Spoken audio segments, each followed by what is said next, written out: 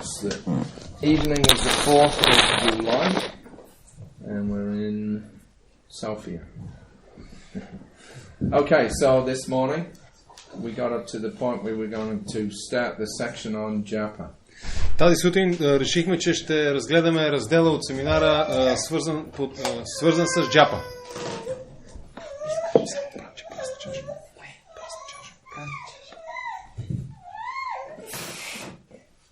You have to give him something to keep him quiet, manager.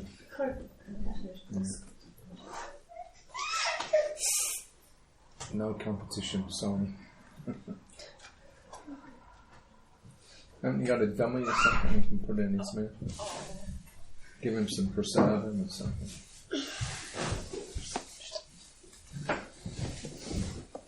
Okay. So, of course, this is the individual chanting that Prabhupada mentioned in the leaflet that he took with him to America.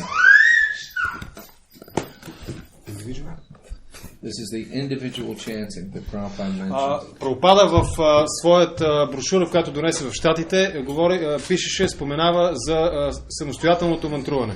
Prabhupada said that peace could be established by the chanting of the holy names individually and collectively. Прабхупада пише в тази брошура, че мирът в обществото може да бъде установен, ако се възпяват светите имена на Бога индивидуално или съвместно. So those two forms of chanting Hare Krishna we see Prabhupada introduced immediately. Така че можем да видим, че Прабхупада веднага е въвел тези две форми на възпяване на Харе Кришна. As soon as some people became attracted to the chanting, и веднага, щом някои хора се привличаха към възпяването, and they started taking a serious interest in Krishna consciousness, и те демонстрираха сериозен интерес в процеса на Кришна съзнание, then Prabhupada immediately introduced them to chanting on beads. Прабхупада веднага им показваше им мантруването на броница. We've already seen the pictures of the devotees when they started coming to 22nd Avenue in that storefront there. Виждали сме снимки, изображения на преданите, които са се присъединявали и идвали са на 2 авеню номер 26 в Ню Йорк. And when Prabhupada went to San Francisco, he had all the hippies dancing in circles around him on the hippie hill there. А в Сан Франциско има снимки на Прабхупада на един хълм, на който се събират хипитата, как той е в центъра и всички хипита около него танцуват в кръг. But we see that immediately he got the devotees that were coming to 22nd Avenue to make sets of beads for themselves. Но можем да видим, че той веднага е карал бактите, които са идвали на 26 номер 2 авеню, да си направят сами броници. And then very quickly he initiated them into the chanting of the holy names. И много бързо ги е посвещавал в възпяването на светите имена. Because that's what initiation is all about. Защото това е всъщност посвещението. It means that one's individual chanting of the Hare Krishna mantra is sanctioned or empowered by the spiritual master. Посвещението означава, че личното индивидуалното повтаряне на Харе Кришна Маха мантра е упълномощено и черпи енергия от духовния учител. Of course, when we chant Hare Krishna, that means literally we have Krishna dancing on our tongues.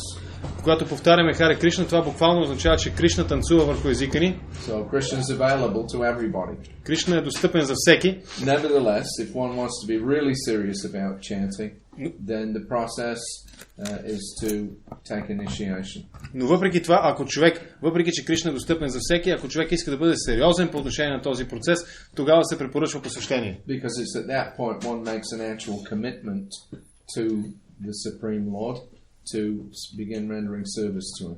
Защото в този момент човек фактически така се посвещава на Върховния Бог да му служи. Casual chanting is also beneficial. Инцидентното, случайното мантруване също така има полза. Yeah, but one makes more rapid advancement when one actually makes a formal commitment. Но човек осъществява по-бърз напредък, когато формално се посвети на този процес. So we see that Prabhupada within 2 months he had started to initiate devotees. Можем да видим, че Прабхупада в рамките на 2 месеца започваше да посвещава преданите. And there's a whole, of course, there's a process to initiation. Разбира се, посвещението е цял процес. In the beginning, of course, Prabhupada was doing it all by himself. В началото Прабхупада е правил всичко сам. Yeah. He was picking the candidates, approving them. Той избирал кандидатите, одобрявал ги. He was giving them their new spiritual name. Давал им духовни имена. He was doing the fire yajna. Той правеше сами огнените жертвоприношения, ягите. He was chanting the first round on their beads. И мантруваше първия кръг на техните джапи. And in this way then he began to guide them into the science of chanting. По този начин започваше да ги води в науката на мантруването. And then after a few more months then he started to give Brahman initiation. И след още няколко месеца започна да дава брамана посвещение. Again chanting, but the Gayatri mantra this time. Отново става дума за възпяване или за повтаряне, но този път на мантрата Гаятри. With Prabhupada sitting personally with the candidate and speaking the mantra into their ear. Прабхупада сядаше лично до кандидата и му казваше мантрата в ухото.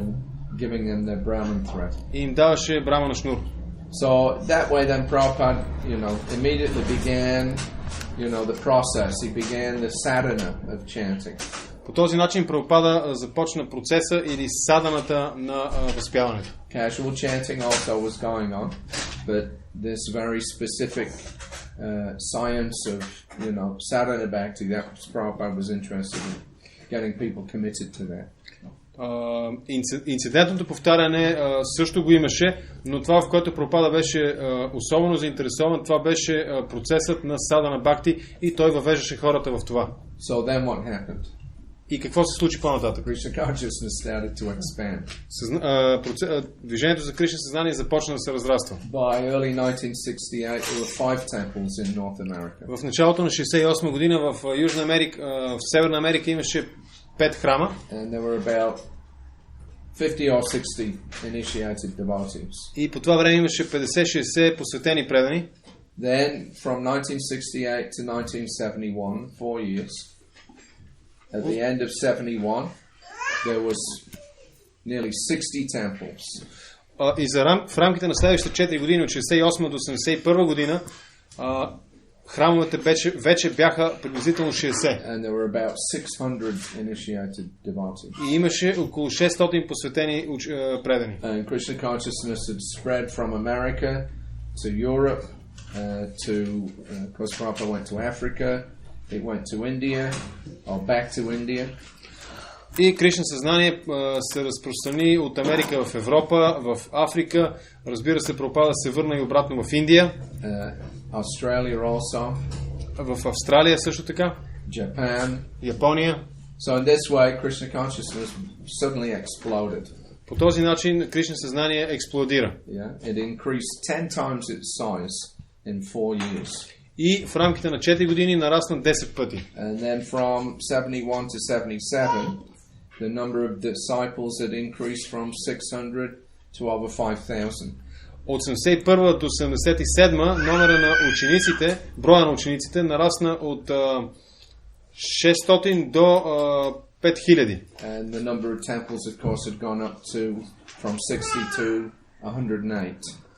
И количеството храмове от 62 нарасна до 108. So that prompted Srila Prabhupada to introduce some innovations into the whole process of initiating people into the chanting of the holy names. Което подсказа на Прабхупада да направи някои нововведения, иновации в процеса на посвещение на хората в процеса на възпяването на светите имена. And he started to delegate all the different aspects of the process of initiation.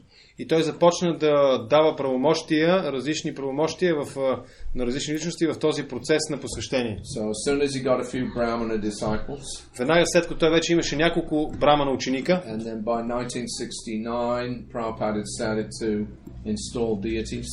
Към 68 година Прабхупада започна да инсталира мурти също така. And he started structuring ISKCON. И започна да структурира ISKCON. Yeah, so you see that the first real ashram structures started growing up from 68 onwards with the appearance of New Vrindavan and then some of the bigger temples like Los Angeles. И първите ашрама структури започнаха да се появяват с появяването на Ню Вриндавана и някои от големите храмове като този в Лос Анджелис. Yeah, and then the ashrams started appearing, brahmacharis, brahmacharinis, grihastas.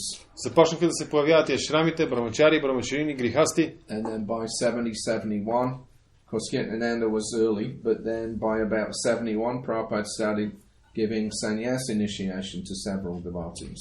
Въпреки че Киртананда по-рано беше от по-рано, към 71 година Прабхупада започна да дава и саняса посещение на някои негови ученици. So Prabhupada devised some systems to help him cope with the very rapid expansion of ISKCON around the world. Прабхупада създаваше система, изграждаше система, която да подпомогне бързото разрастване на ISKCON по целия свят. And to facilitate that expansion also.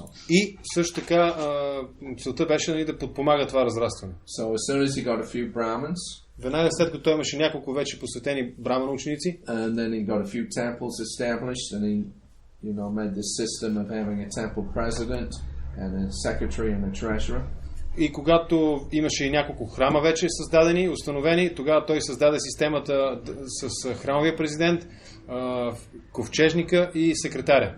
Then, it became obvious that he couldn't travel to every single temple. След което стана очевидно, че той няма да може да беше очевидно вече, че той не може да посещава всеки отделен храм. But people were joining in all these places. Но в тези места се присъединяваха хора. And they wanted initiation. И те искаха посвещение. So Prabhupada started to delegate the responsibilities of initiation to his disciples. Прабхупада започна да делегира тези правомощия, тази отговорност на своите ученици. So he started having them do the fire yajnas. Започна да им позволява, почна да им дава да правят ягя. And as soon as he got somebody a little qualified, he had his own personal secretary. И след като някой беше достатъчно квалифициран, Прабхупада имаше свой секретар. He delegated to the secretary the business of giving names.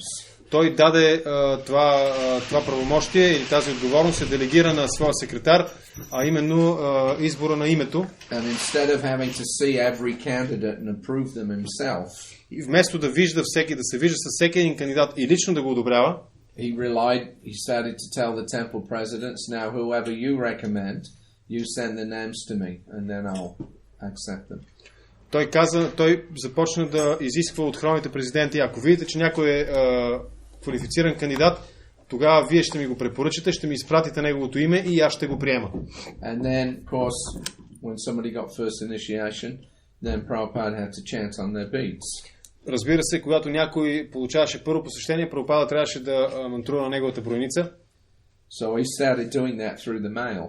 Той започна да прави това по почтата. Yeah, which was quite revolutionary. I don't know whether Bhaktisiddhanta Saraswati ever did that, but Prabhupada was doing it. Което беше доста революционно по това време. Не знам дали Бхактисиданта го е правил, но Прабхупада го правеше. Yeah, so he would chant on the beads and then they would be sent through the mail to the temple. Той мантруваше на тези броници, които от своя страна после бяха изпращани по почтата в определения храм. Then the temple president would do the yajna. He would have the letter from Prabhupada, the secretary had given the name, and he had the beads, and then the whole thing was done locally. Храмовният президент правеше ягета, той беше получил вече броницата и писмото от секретаря с имената на тези, които получават посещение. По този начин Прабхупада започна да делегира тази отговорност на своите ученици. По същия начин постъпваше и с второто посещение с Гаятри.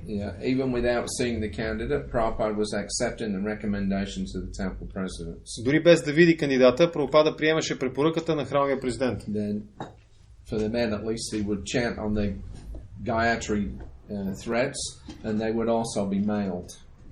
И за мъжете той мантруваше Гаятри на техните шнурове. And for chanting the mantra in the ear, then Prabhupada did something else a little revolutionary. И им изпращаше шнура по почтата, а за да им каже Гаятри мантрата в ухото, той направи също, което беше малко революционно. Той започна да го прави това посредством своята отделена енергия. Той направи касета.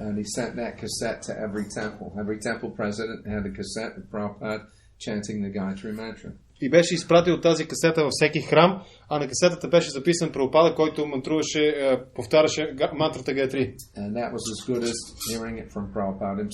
Което беше равностойно на това да я чуеш мантрата Гаятри от Прабхупада. Това беше неговата отделена енергия. So in that way then Prabhupada, was able to expand this movement very rapidly all over the world. По този начин Прабхупада успя да разрасне движението по целия свят много бързо. But then by 71, 72, that also was becoming difficult.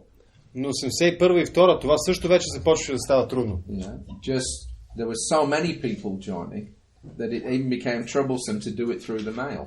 Толкова много хора вече се присъединяваха, че вече създаваше определени затруднения цялата тази процедура да се извършва по почтата. At least with respect to chanting on the beads. Или поне по отношение на мантруването на бройници. So even that function Prabhupada started to delegate.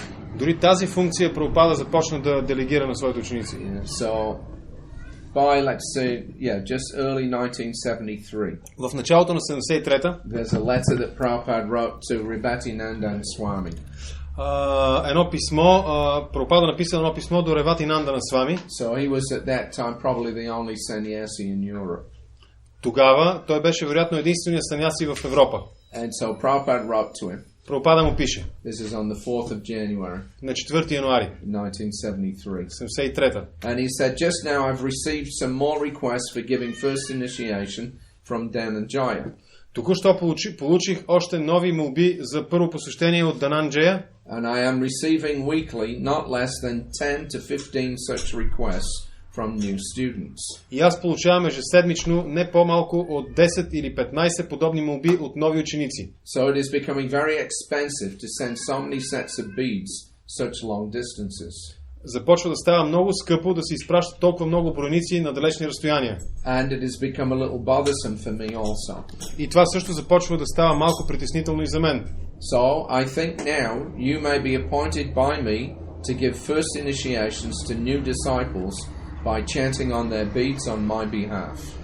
И сега смятам, че мога да те определя тебе да даваш първи посещения на моите ученици от мое име, мантрувайки на техните бройници вместо мен, от мое име. In America, Kirtananda Swami is doing that. В Америка Киртананда Свами прави това.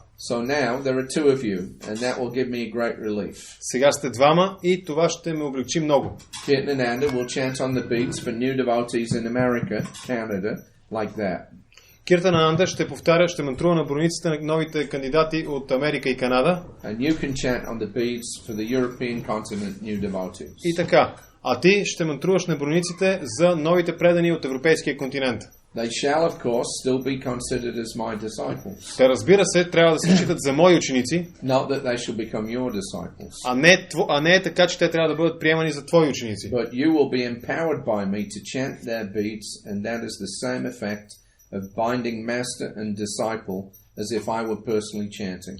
Но ти ще бъдеш упълномощен от мен да мантруваш на техните бройници и това ще даде същият ефект на обвързването между ученика и духовния учител, сякаш аз лично съм мантрувал на бройниците. They may continue to send me their letters of request. Те могат да продължат да ми изпращат своите молби, писма, along with the president's recommendation. Съвместно с препоръка от президента. And I shall give them name, and it will be entered by my secretary in our records.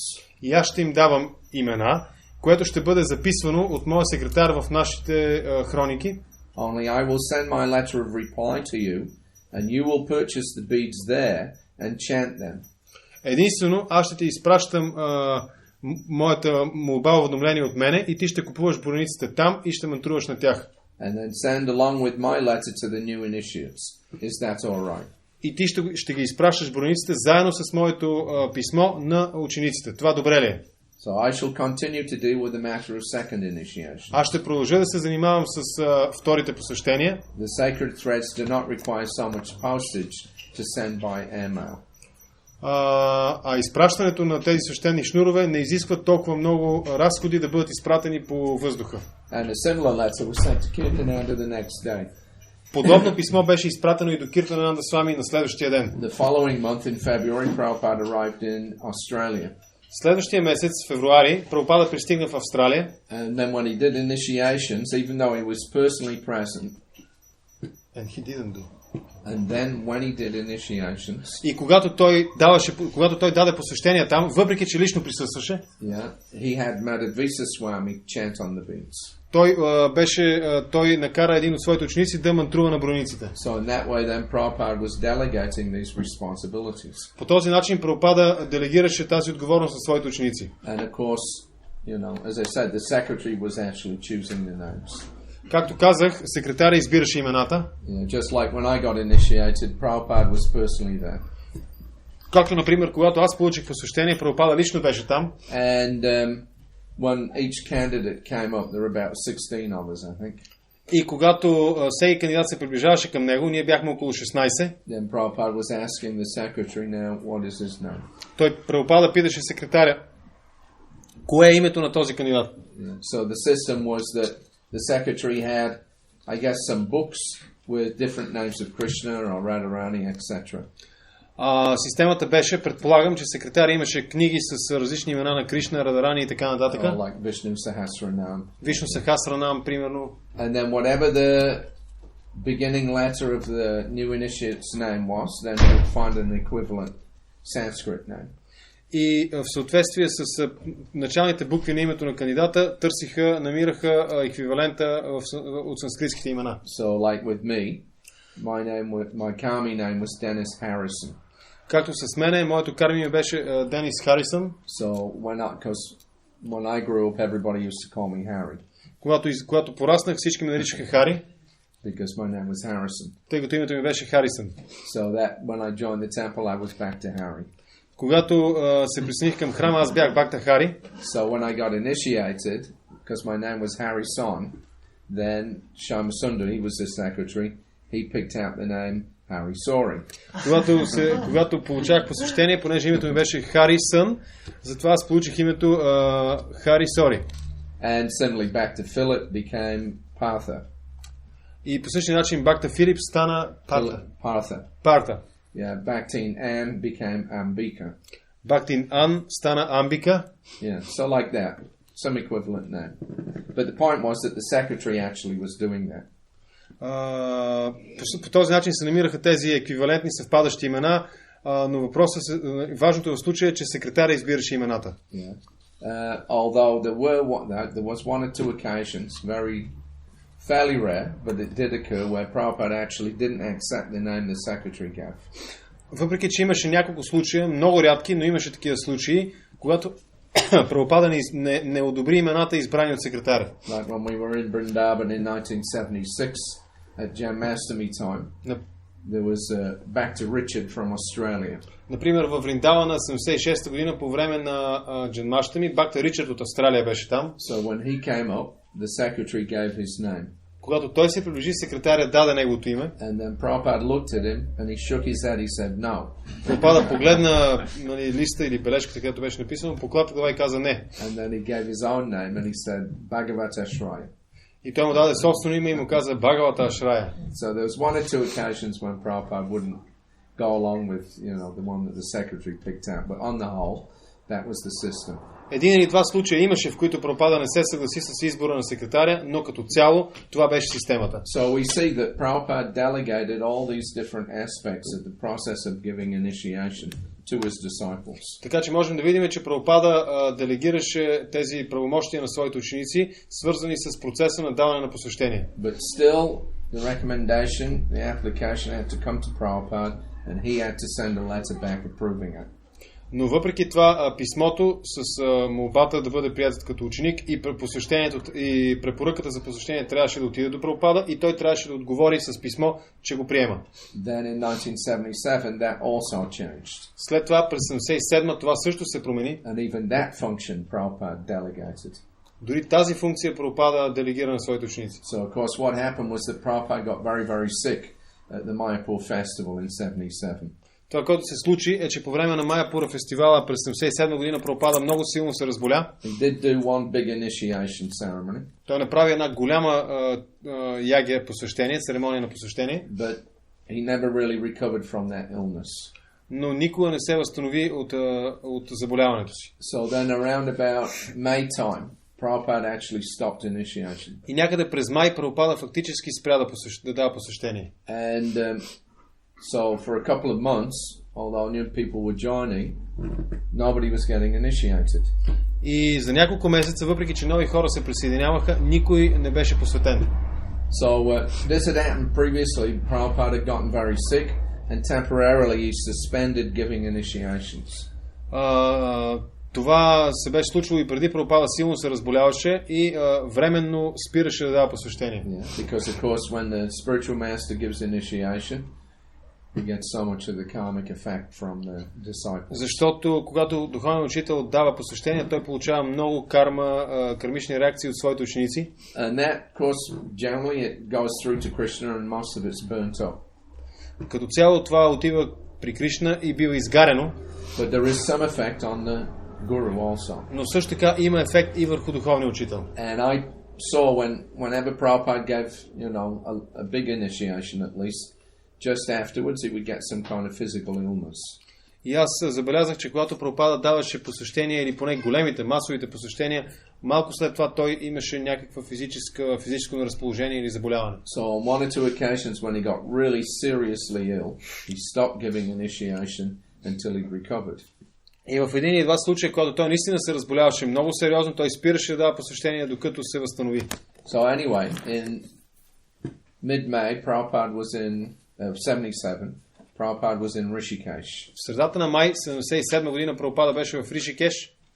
Then he took a turn for the worse. He returned from the worst. Yeah. И той се възстанови от най-лошото. And they rushed back to Vrindavan. И те се върнаха обратно бързо във Вриндавана. And it seemed like Prabhupada was going to leave at any moment. Изглеждаше сякаш Прабхупада може да напусне всеки момент. So Prabhupada said all the GBCs should come. Прабхупада каза, всички GBC трябва да се съберат.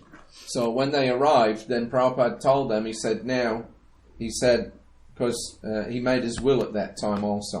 That was the week he made his will. По това време той също така беше написал вече своето завещание и когато всички GBC се събраха. And he told the GBCs, now if you have any questions about anything that's not clear, you meet together, you formulate your questions, and then you come to me, I'll answer them. И той им каза на всичките GBC по това време, ако имате някои неща, които не са, каквито да било неща, които не са изяснени, съберете се заедно, запишете въпросите и елате при мене. So they did that on May the 28th. На 28 май те направиха това. And one of the questions that they asked was, how will the process of initiation go on after your departure? Един от въпросите, които GBC-дата бяха формулирали, беше как ще продължи процеса на посвещение след като ти ни напуснеш. And so Prabhupada made it very clear. He said that he would name some people, and then he said, when I give the instruction, they'll become gurus. Прабхупада каза много ясно, аз ще избера няколко души, ще ви кажа имената им и когато аз дам инструкция, те ще станат гуру. Regular guru, he said. Регулярни гуру. And he said that whoever they initiate, they'll be their disciples. И когато те посветят, те ще бъдат, учениците ще бъдат техни ученици. And he used that phrase, disciple of my disciple. И той използва изразът ученици на моите ученици. And he also said they will be my grand disciples. И също така каза, те ще бъдат мои праученици. So that was very clear. It was, everybody was understood perfectly what was going to happen after Prabhupada left the planet. Това беше прекалено ясно и всички го разбраха съвършено какво ще се случи по този въпрос след като Прабхупада напусне тази планета. And of course it was what Prabhupada had been telling us that was going to happen for the last 10 years. И разбира се, това беше в съответствие с това, което Прабхупада ни казваше, че ще се случи в рамките на последните 10 години. So it wasn't anything, revolutionary or mysterious. Това не беше нищо революционно или мистериозно. And Prabhupada definitively stated it for the final time. Прабхупада много ясно го каза това нещо за времената, които идваха. Now, but still, the following month, there was still this problem that whilst Prabhupada was still on the planet, there were these candidates that were coming and he wasn't giving initiation. Но въпреки това проблема стоеше все още на дневен ред. Докато Прабхупада беше на тази планета, в рамките на този месец, имаше нови кандидати, но Прабхупада вече не даваше посвещение. And so in early July, then Prabhupada met with Tamal Krishna Maharaj's secretary. В началото на юли Прабхупада се срещна със своя секретар Тамал Кришна Махарадж. And then he told him, all right, now I'm going to give you some names, and these people will act on my behalf to give initiation. И той им каза, сега ще ви изброя няколко имена и тези хора ще действат, ще дадат посещение от мое име. And so on July the 9th, the letter was sent. На 9 юли беше изпратено писмо. And that named 11 senior disciples, who Prabhupada said would now be responsible for the process of giving initiation to the new candidates. В което се изброяваха 11 имена, за които Прабхупада казваше, че те вече ще бъдат отговорни за процеса на даване на посвещение на новите кандидати. Of course, all the functions of initiation, as I've already explained, had already been delegated to his disciples. Разбира се, целият процес на посвещението и функциите около посвещението вече бяха обяснени. И той вече беше делегирал тези правомощия на своите ученици. But the significant part about this one was the final delegation. Но значимото по отношение на това писмо беше крайното даване на правомощия. That Prabhupada said, now the new candidates need no longer write to me, and the recommendations don't have to come to me. И там се казваше, сега новите кандидати вече не е нужно да ми пишат на мене и препоръките не трябва да идват до мене. Rather, they write to one of these 11 men, whoever is the nearest, and if they accept them, then they become initiated. Вместо това, тези писма трябва да бъдат отправени до тези 11 души или който е най-близо от тях и ако те ги приемат, тогава те са приети. At the same time, he said they'll still be my disciples. Но той каза, въпреки това те ще бъдат мои ученици. And the reason why Prabhupada said that, причината, поради която Прабхупада каза това, was because he had mentioned previously that there's an etiquette. Беше, че Прабхупада беше споменал по-рано, че съществува етикет. That as long as the spiritual master is on the planet, а именно докато духовният ученик е все още докато духовният учител е все още на тази планета, then the disciples who may be doing the preaching, they bring the new candidates to him. Учениците, които може би проповядват, те довеждат новите ученици или кандидати за ученици при духовния учител. Yeah, that is the etiquette. Такъв е етикета. And then after the disappearance of the guru, then the disciple may make as many disciples of his own disciples as he likes. И след като напусне духовния учител, тогава неговият ученик може да приема колкото желае ученици. So that way then we see how Prabhupada, delegated all of these different aspects of the process of giving initiation into the chanting of the holy name to his disciples. Така че можем да видим от всичко това как Прабхупада постепенно делегираше тези отговорности свързани с процеса на даване на посвещение на своите ученици. And that letter from July was just the final delegation, that's all. И това писмо от месец юли същата тази година беше просто тази последна инструкция по този въпрос. And that was in specific context of Prabhupada still being on the planet but not doing the process himself. И това писмо беше написано в специфичния контекст на това, че Прабхупада е все още на тази планета, но не дава лично посвещение. And with the understanding that when he disappeared, then the process of initiation, the acceptance of disciples, that would go to his disciples completely. С ясното разбиране, че след неговото напускане процеса на посвещение и на приемане на нови ученици ще бъде прехвърлен изцяло на неговите ученици. So then it was natural after Prabhupada's disappearance that then those 11 men that had already been named as what was called Ritviks, then they would become regular gurus on Prabhupada's previous instruction from May the 28th. И беше естествено, че тези 11 души, които действаха като Ритвик, докато Прабхупада беше на тази планета, след неговото напускане те започнаха да действат като регулярни гуру. Yeah. So that's like an overview of the history of the process of giving the Maha Mantra. Така че това е един преглед на процеса на даването на Хари Кришна Маха Мантра. Yeah.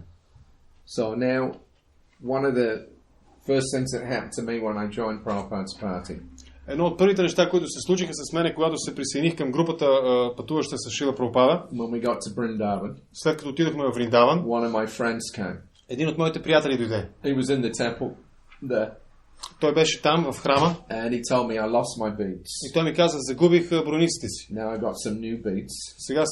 Сега вече имам нова броница. So can you ask Prabhupada to please sanctify these new beads by chanting on them. Би ли помолил Прабхупада, молята да освети тази броница, като мантрува на нея? So I really didn't want to bother Prabhupada, but because he was a friend and it was just one set, I thought, no harm, I'll do it. Аз наистина не исках да безпокоя Прабхупада, но тъй като той беше мой приятел и това беше една единствена броница, реших, че няма да е нищо притеснително и ще го направя. So I took them in and I asked Prabhupada and he immediately agreed. Взех броницата, помолих Прабхупада и той незабавно се съгласи. And then he told me, he said, but actually said this is not necessary. И той ми каза, но всъщност това не е необходимо. He said, it is the chanting of the person that is sanctified, not the beads. Всъщност това, което е осветено, е мантруването на тази личност, а не броницата, на която мантрува. Right. In other words, just because Prabhupada chanted on that set of beads at the beginning, it doesn't mean the beads are sanctified. It's the chanting of the person who's being initiated that becomes sanctified.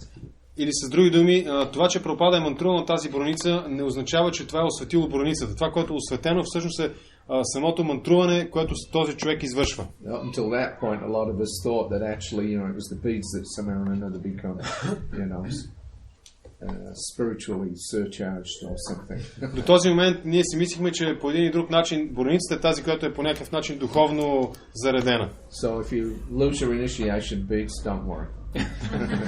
Ако се случи, че сте си загубили броницата от посещението, не се притеснявайте. Lord Chaitanya didn't even chant on beads. Бог Чайтания дори не е мантрувал на броница. Yeah, he used to chant on his fingers. Той е мантрувал на своите пръсти. And any other beads, or even they have those clickers, or the point is that it's the chanting of the person that is when you get initiated. That's what gets sanctified. Така че без значение от това каква е броницата или други подобни помощни средства, всъщност това, което е свещено, осветено, това е процеса на мантруване, извършено от самия този, който повтаря святото име. So, any questions up to this point? Има ли въпроси до този момент? Моят въпрос е как после се стига при посвещението до това, до състоянието в момента, как всеки духовен учител всъщност сам избира по-настоящем, пак знаем, че има GBC утвърждава тези гуру, които могат да станат посвещаващи гуру и те сами започват да приемат целият този процес. Как се стига до този от Ритвик до... Да, от това, до което той е описан, че е имало тези 11, които след това е трябвало да... So you mentioned about this 11 persons approved originally by Prabhupada as Ritviks, then as initiating spiritual masters. So he says that now we know that there is a system like GBC body approves, candidates for spiritual masters and they start acting. So what about this transition period from these 11 persons to nowadays we have like a few dozens of spiritual masters? How did it actually happen? Well, that's too big a history to say tonight. Това е прекалено дълга история, за да бъде описана тази вечер. But basically, when we first started the process after Prabhupada disappeared, it was natural that we would start with those 11. Но принципно погледнато, след напускането на Прабхупада беше естествено, че ще започнем с тези 11 души. Unfortunately, to some extent, that was misunderstood. За нещастие, в някаква степен това беше разбрано погрешно. And then, some people developed a philosophy that just these 11 are actually the only ones, and that's it. И някои хора така развиха у себе си разбирането или философията, че само тези 11 души са тези, които могат да правят това. Although within 2 years, that number had been expanded by the GBC. Въпреки че в рамките на 2 години това число 11 беше увеличено от така разрасна с GBC разшири това число. It's just that the first year nobody was really sure, how to do it. Първата година не всеки беше сигурен дали да го прави. Yeah, we wanted to be a little cautious. We didn't want to just say, right, anybody who's a disciple of Prabhupada can now be a guru. Ние искахме да бъдем малко предпазливи. Не искахме просто да кажем всеки един, който е ученик на Прабхупада, може да бъде сега гуру. And at the same time, we didn't really have a system in place, for identifying who was actually qualified. А в същото време, по това време нямахме система, която да може да определи кой е фактически квалифициран за това. Yeah. So at least Prabhupada had said these 11. So we would, we figured, all right, it's all right to go with them. Поне Прабхупада беше посочил тези 11 и ние решихме, че добре е да продължим с тях. So let's see how it goes for the first year, and then we'll consider how to expand that number, in the future years. Нека да видим как това ще продължи първата година, след което ще помислим как да разраснем това число или тази бройка следващата година. Because there were some sannyasis that weren't on that list, who felt a little upset because they weren't now, felt they were being prevented from being gurus. Някои саняси, които бяха в този потенциален списък, те се почувстваха по някакъв начин малко обидени, защото смятаха, че може би ще им бъде попречено да почнат да действат като гуру. But as I say, I think in 1980 that was when Gopal Krishna Maharaj, Bhakti-Swarup Damodar Maharaj, who else? Patra Dravida. There were 2 or 3 that were made gurus that year. Но през 80-та, ако правилно си спомням, Бхакти-Сwarup Махарадж, Тамал Кришна Махарадж и още един, 2 или 3 бяха, които също така станаха гуру. I didn't say Tamal Krishna. Gopal Krishna. Gopal Krishna. I'm sorry. Anyway, but then, in the early 80s we started having problems. Но в началото на 80-те години ние започнахме да имаме проблеми. Some of these original 11 men started, having personal problems. Някои от тези 11 започнаха да имат лични проблеми. And so that naturally created a big disturbance in the society. Което естествено създаде големи безпокойства в обществото. And then, there was, anyway, there were several years of debate about, who's fit to be a guru and who's not, and what the qualifications are, what the process, must be. Имаше няколко години дебати по отношение на това кой е подходящ за да бъде гуру, кой не е подходящ, какви са необходимите за това качества и така нататък. Then by 1987, then they had like a major meeting in Mayapur. И през 87 се състоя едно голямо събиране в Майапур. And the whole process was revised. И целият този процес беше ревизиран. And then from there it's kind of been fine-tuned, if you like. Или можем да кажем, че беше настроен по-фино този процес. So actually nowadays, rather from the early experiences, the GBC came to the conclusion that they didn't want to be in the position of appointing people to be gurus. И от по-ранния си опит, който имаха, GBC тялото стигна до заключението, че те не биха искали да са в позицията да посочват гуру. And actually the way the process works now, it's more like a grassroots up. И повече или по-малко начинът, по който процесът работи в сегашно време, е по-скоро отдолу нагоре. Yeah, so if somebody's out preaching, then some people may become attracted, to their preaching and inspired by that, so they want that person as their guru. Ако някой проповядва и хората са ентусиазирани от проповядването на този човек, те естествено искат да го приемат за гуру. And then they can apply to the GBC. We'd like this person to be a guru. И тези хора могат да се обърнат към GBC тялото. Ние бихме искали той да бъде гуру. And there has to be there has to be a kind of an approval from at least 10 senior devotees in that person's area of preaching. И би трябвало да има одобрение от поне 10 старши предани в зоната, в която той проповядва. And the GBC has to sponsor the application. И GBC тялото трябва да подкрепи кандидатурата. But then what the GBC body does is basically it says no objection. Но това, което GBC тялото прави, е принципно, че те просто казват, подпечатвайки, ние нямаме възражения. So it's not that the GBC is actually appointing that person. Не е така, че GBC посочва тази личност. They're just saying that in recognition that, so many people think that he's fit, then we have no objection if he begins to initiate. Те просто казват, ако този човек има толкова много хора, които смятат, че той е подходящ, ние приемаме това и не възразяваме срещу това той да почне да дава посещение. Because it was felt that was a more natural system. Защото беше прието, че това е една по-естествена система. That's very brief. Това е много накратко. It's not possible to go into all the details. Няма да бъде възможно да навлезем във всички детайли. Any other questions? Други въпроси? Yes. Моят въпрос е, В смисъл спекулация, например, някакъв, когато матруваш, нали, нямаш много да използваш джапа. И да матруваш, например, просто или за време, не знаеш, за определено време това ти е един кръг. Или пък, например, на пръсти. Има такива примери, например, в Реалдани, които работят в някакво производство, нещо това, те матруват по това. So his question is it a speculation if, depending on the work the devotee does, sometimes he may not be able to chant on japa. So is it a speculation if he chants, for example, by time? He knows that one round takes, for example, 7 minutes or something, or chant on fingers, or, We're coming to that. Ще стигнем до това. Just be a little patient. We'll probably get to that tonight. Запази търпение, вероятно ще стигнем до този въпрос по-късно тази вечер. Понеже спомена за гуру и мен, въпросът ми, какви са изискванията за един гуру, за да може да стане гуру, и дали това е само да бъде харесван от определено количество хора, които в последствие да се гласуват, че той е подходящ.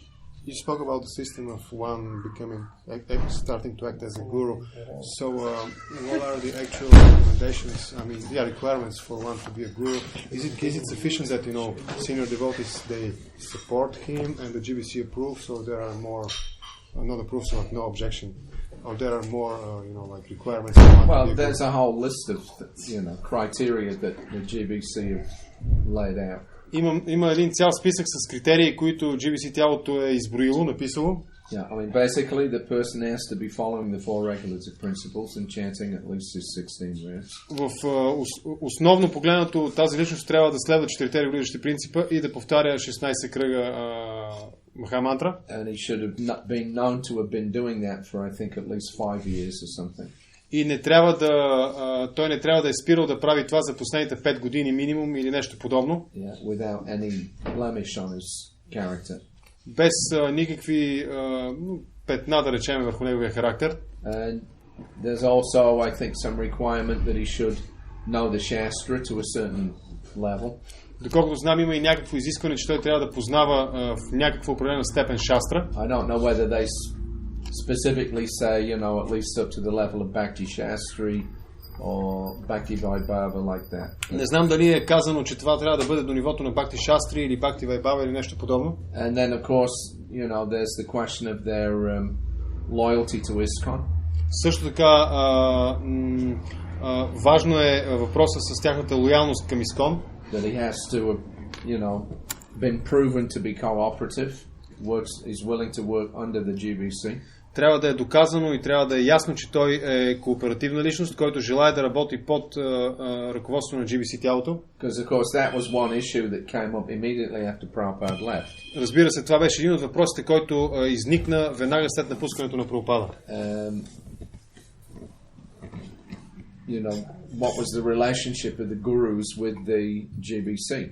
Каква е връзката на тези гуру с GBC тялото? Because Prabhupada in his will, the first item, he said the GBC is the ultimate managing authority for ISKCON. Защото в своето завещание, още в първия член, Прабхупада казваше, крайното ръководно тяло на ISKCON е GBC тялото. But then, this idea was that the guru is absolute.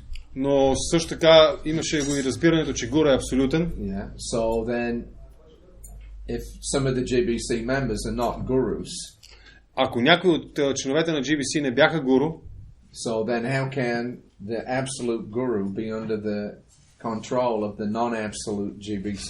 Как е възможно тогава абсолютният гуру да бъде под контрола на неабсолютното GBC? Yeah, so this was actually a big issue at one point. Това всъщност беше един много сериозен проблем в даден момент. Of course, eventually we got it sorted out. В крайна сметка ние успяхме да разрешим този проблем. And nowadays, as I say, that's one of the criteria that you agree to work under the auspices of the GBC body. И в днешно време това е един от критериите, а именно, че човек се съгласява, че тази личност се съгласява да действа под авторитета на GBC тялото. And Prabhupada's will, of course, is the basis for that. И волята или завещанието на Прабхупада е основата за това изискване. So even if you're a guru, still you voluntarily, put yourself under the guidance of your godbrothers. Така че дори да си гуру, ти доброволно се поставяш под ръководството на вземаш подчинена позиция спрямо ръководство на твоите духовни брати и сестри. Because ISKCON was kind of unique in that sense. В този смисъл ISKCON е уникален. That I guess previously in India the tradition was that the guru is the absolute and only authority for his disciples. Предполагам, че преди това в Индия системата е била такава, че гуру е абсолютният авторитет за своя ученик и единствен авторитет за своите ученици. But up until the time of Srila Bhaktisiddhanta Saraswati Thakur, there was no such thing as an institution for preaching. Но до времето на Бхактисиддханта Сарасвати нямаше такова нещо като проповедническа институция. Everything was going on individually. Всичко се движеше индивидуално. Srila Bhaktisiddhanta was the first one to really put together an organized preaching movement. Бхактисиддханта беше първият, който успя да създаде организирано проповедническо движение. Now he had the idea of a GBC. Той имаше идеята за GBC. But he didn't implement it before his own departure. Но не го въведе преди своето напускане. He simply told his disciples that they should make a GBC and then co-jointly they should manage the institution. Той каза на своите ученици, че те трябва да формират такова GBC, което от английски е управително тяло, се превежда на български, и това тяло управително трябва да ръководи институцията. But immediately on his departure, then 3 different candidates came up. Who's going to be the acharya? Но веднага след неговото напускане се появиха 3 отделни кандидати, кой ще бъде следващия ачаря. And then there was a big fight. И имаше голяма борба между тях, It went on for years in the courts. която продължи години в съда. And in the meantime, everybody just split away and just went off and did their own thing. И междувременно всички просто се разпръснаха и започнаха да правят нещата по собствен начин. So the unity of the Gaudiya Mat was completely smashed. И единството на Гаудия Мат беше напълно разрушено. And then there were many acharyas. Появиха се много ачари. And all in charge of their own little mats. Всеки един от тях беше отговорен за своя малък мат. Yeah. So that unified preaching force that Bhaktisiddhanta had created, it just disintegrated. И тази обединена проповедническа сила, която Бхактисиддханта беше създал, тя просто се разпръсна и разедини. And even now they don't cooperate together. Дори в днешно време те не си сътрудничат един с друг. Each one's doing their own little thing, that's all. Всеки един си върши своите дребни неща и това е всичко. And each mat has their acharya. И всеки мат има собствен ачаря. Yeah. And then they've made whatever systems they have for trying to keep their own mats from splitting up. И те имат собствена система, която предпазва техния собствен мат от това да се раздели. Yeah. So Prabhupada saw that. Прабхупада видя това. I mean, he had to sit back and watch as his spiritual master's institution completely smashed to pieces. Той наблюдаваше отстрани как институцията, създадена от неговия духовен учител, беше напълно разрушена. Therefore, he introduced the GBC into ISKCON as early as possible. По тази причина той въведе това управително тяло GBC в ISKCON, колкото беше възможно. 1972, I think. Мисля, че още през 1972 година. Yeah. So he formed a GBC and then he trained them. Той формира GBC тялото и ги тренираше, обучаваше ги. And by 1975 then they started having this annual meeting in Mayapur. И през някъде около 75-та година те започнаха да имат тази ежегодна среща в Майапур. And Prabhupada in 76 he told them now you make a chairman and a secretary and a vice chairman. През 76-та година той им каза, сега изберете председател, заместник председател и секретар. So in that way then he started giving some shape and form to a managerial body which he hoped would keep his ISKCON institution in one piece. По този начин той започна да оформя тази институция или това управително тяло, което щеше да запази покоя или целостността на ISKCON. And then he stated very clearly in his will in 1977 the GBC is the ultimate managing authority. И в своето завещание през 1977 той много ясно го каза, изключително ясно го каза, че крайният авторитет, управителен авторитет е GBC тялото. So immediately after Prabhupada's disappearance, веднага след напускането на Прабхупада, or say within 1 or 2 years, или да кажем в рамките на 1 или 2 години, that tendency, for the absolute guru to be in charge of his own patch, that started coming out. Тенденцията абсолютният гуру да бъде отговорен за своето собствено, да речеме, гнездо, започна да се проявява. And there was a bit of a struggle within the GBC. И имаше имаше така някаква борба вътре в GBC тялото. Because some of the new gurus were saying, well, you know, we are absolute. Тъй като някои от новите гуру казаха, ние сме абсолютни. And you're a GBC and you're not a guru, so you can't tell me what to do. А вие сте GBC тяло, вие не сте гуру и не може да ми казвате какво да правя. So there was some agitation like that. Имаше безпокойство на тази основа. But because Prabhupada's order was there that the GBC body is the ultimate managing authority, nobody could break away from that without, you know, obviously disobeying Srila Prabhupada. Но тъй като инструкцията на Прабхупада беше ясна, че GBC тялото е крайния ръководен авторитет, никой не можеше просто да го игнорира без очевидно да наруши инструкцията на Шрила Прабхупада. So that order actually held everything together. Така че тази инструкция или заповед всъщност задържа нещата заедно. Because there were some people that left ISKCON. Имаше хора, които напуснаха Искон. But those that were actually sincere about obeying Srila Prabhupada's instruction, they stayed. Но тези, които бяха искрени в своето желание да следват инструкцията на Прабхупада, те останаха. And then, you know, it took a few years to adjust how the gurus, you know, the function of the guru works in relationship to the function of the GBC. Отне просто няколко години как да се изясни това как функцията на гуру взаимодейства с функцията на GBC тялото. Yeah. Now I think it works quite well. Сега в днешно време ми се струва, че работи доста добре. Yeah, everybody has a clear understanding. If you want to be a guru in ISKCON, this is what you have to do. Всеки има ясно разбиране, ако искаш да бъдеш гуру в Искон, това е което трябва да правиш. One of those things is that you have to work cooperatively and under the GBC body. И едно от тези изисквания е да работиш в сътрудничество под авторитета на GBC тялото. Yeah. So like that, there's some criteria. I can't remember all of them. I haven't read it for a long time. But... По този начин има един списък с критерии, не ги помня всичките, не съм ги чел отдавна, но ги има. Yeah. And we've seen that, you know, by and large, ISKCON is held together. И можем да видим, че като цяло, в един цялостен мащаб, Искон е цялостна структура. Yeah. I mean, we've had people leave, we've had, you know, interference from other spiritual groups, Vaishnava groups. Има хора, които напускат Искон, имаме взаимоотношения или въздействие, влияние от други духовни групи, вайшнавски. But the fact is that ISKCON is still the most powerful and intact spiritual institution on the planet, practically, at least in terms of Vaishnavism. Фактът остава обаче, че поне по отношение на вайшнавизма, Искон е най-силната и най-цялостната структура в световен мащаб. Yeah, as one God brother told me a couple of years ago. Както един духовен брат ми каза преди няколко години, you can say whatever you like about ISKCON. Може да кажеш каквото си поискаш за Искон. You know, so many problems, gurus falling down, or you know, this problem, that problem. Толкова много проблеми има, гуровци разни падат, или този проблем, или онзи проблем. But it's still the only show in town. Но все още това е единственото шоу в града.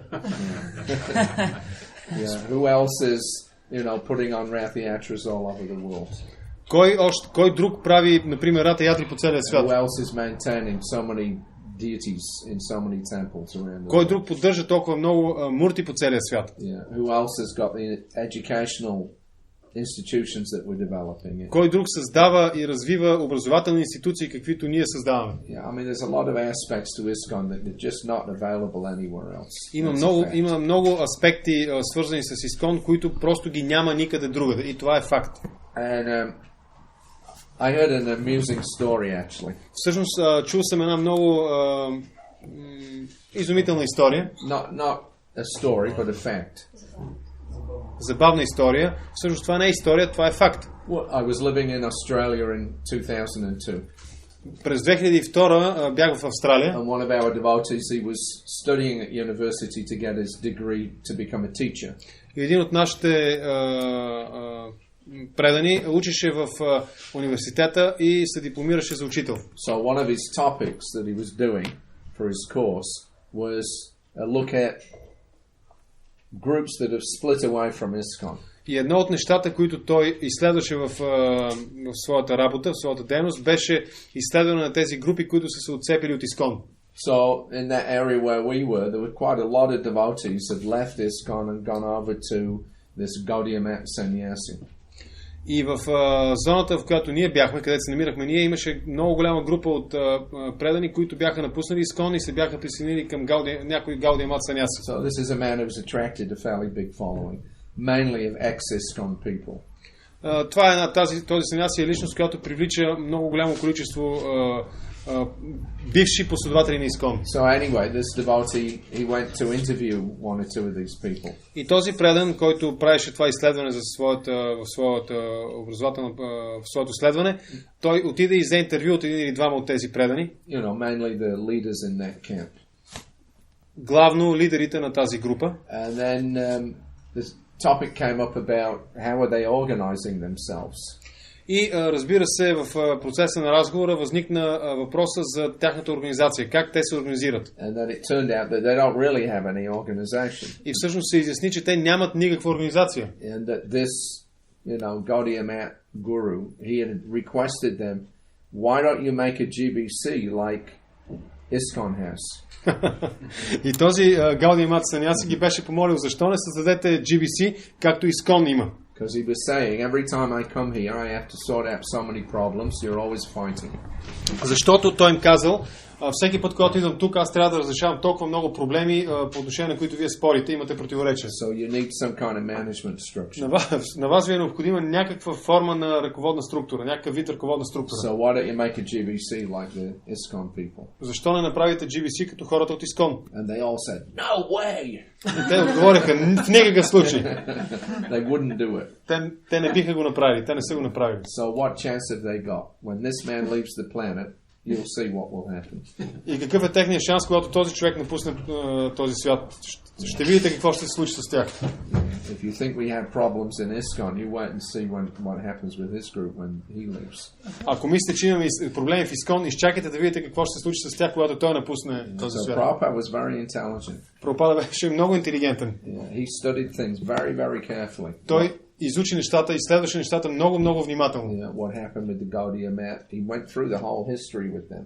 Какво се случи с Гаудия Мат? Той беше преминал през цялата история заедно с тях. And he tried to devise a system whereby all the hard work that he had done was not going to just be blown away immediately after his disappearance. И той изграждаше система, според която цялата работа, която беше извършил до този момент, да бъде запазена, а не просто да бъде разрушена. Yeah. So, I mean, institutional structures, they have their strengths and they have their weaknesses.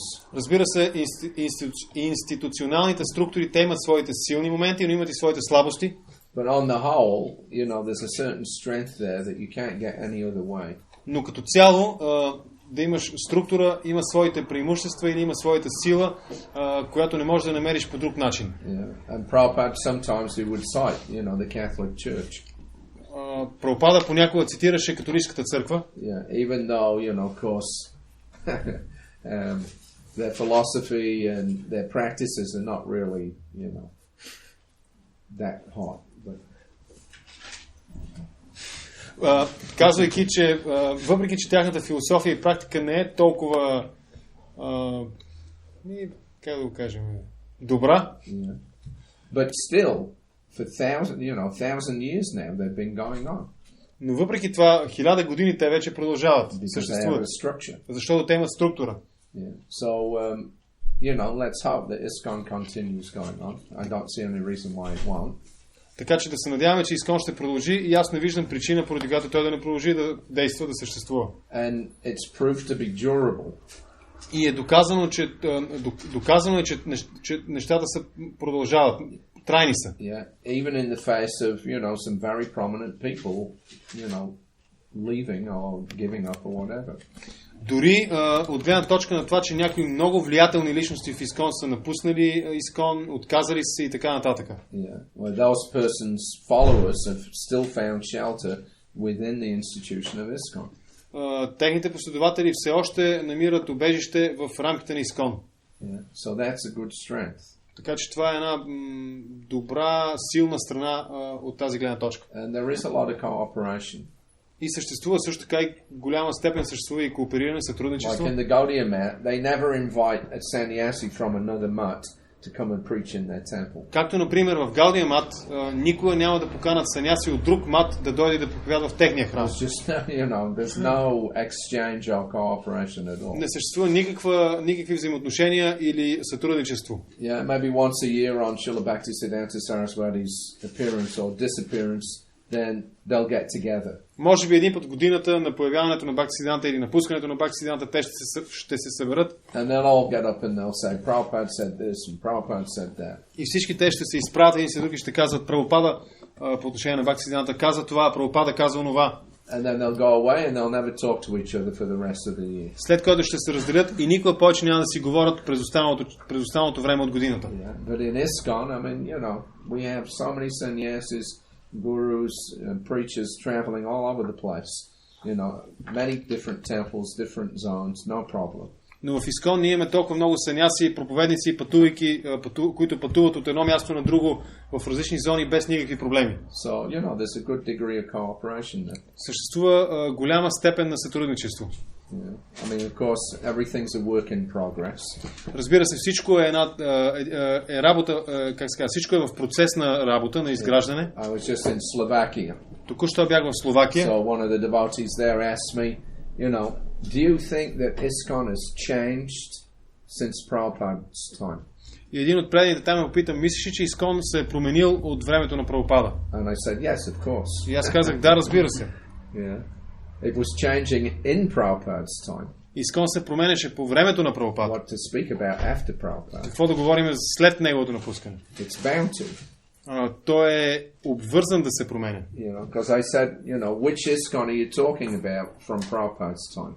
Обречен да се променя. Аз го попитах, за кой Искон от времето на Прабхупада говориш? The ISKCON that was in 26 Second Avenue. Искон, който беше на 2 авеню номер 26. Or the ISKCON from like the early 1970s. Или Искон от ранните 70 години. Or the ISKCON from 76-77 when Prabhupada, at the point when he left. Или Искон от 66-67 година, когато Прабхупада напусна този свят. Because they're all different. Защото всеки един от тези исконовци е различен. When I published the first volume of my diary. Когато аз публикувах първият том от моя дневник. Because I'm writing about late 75, 76.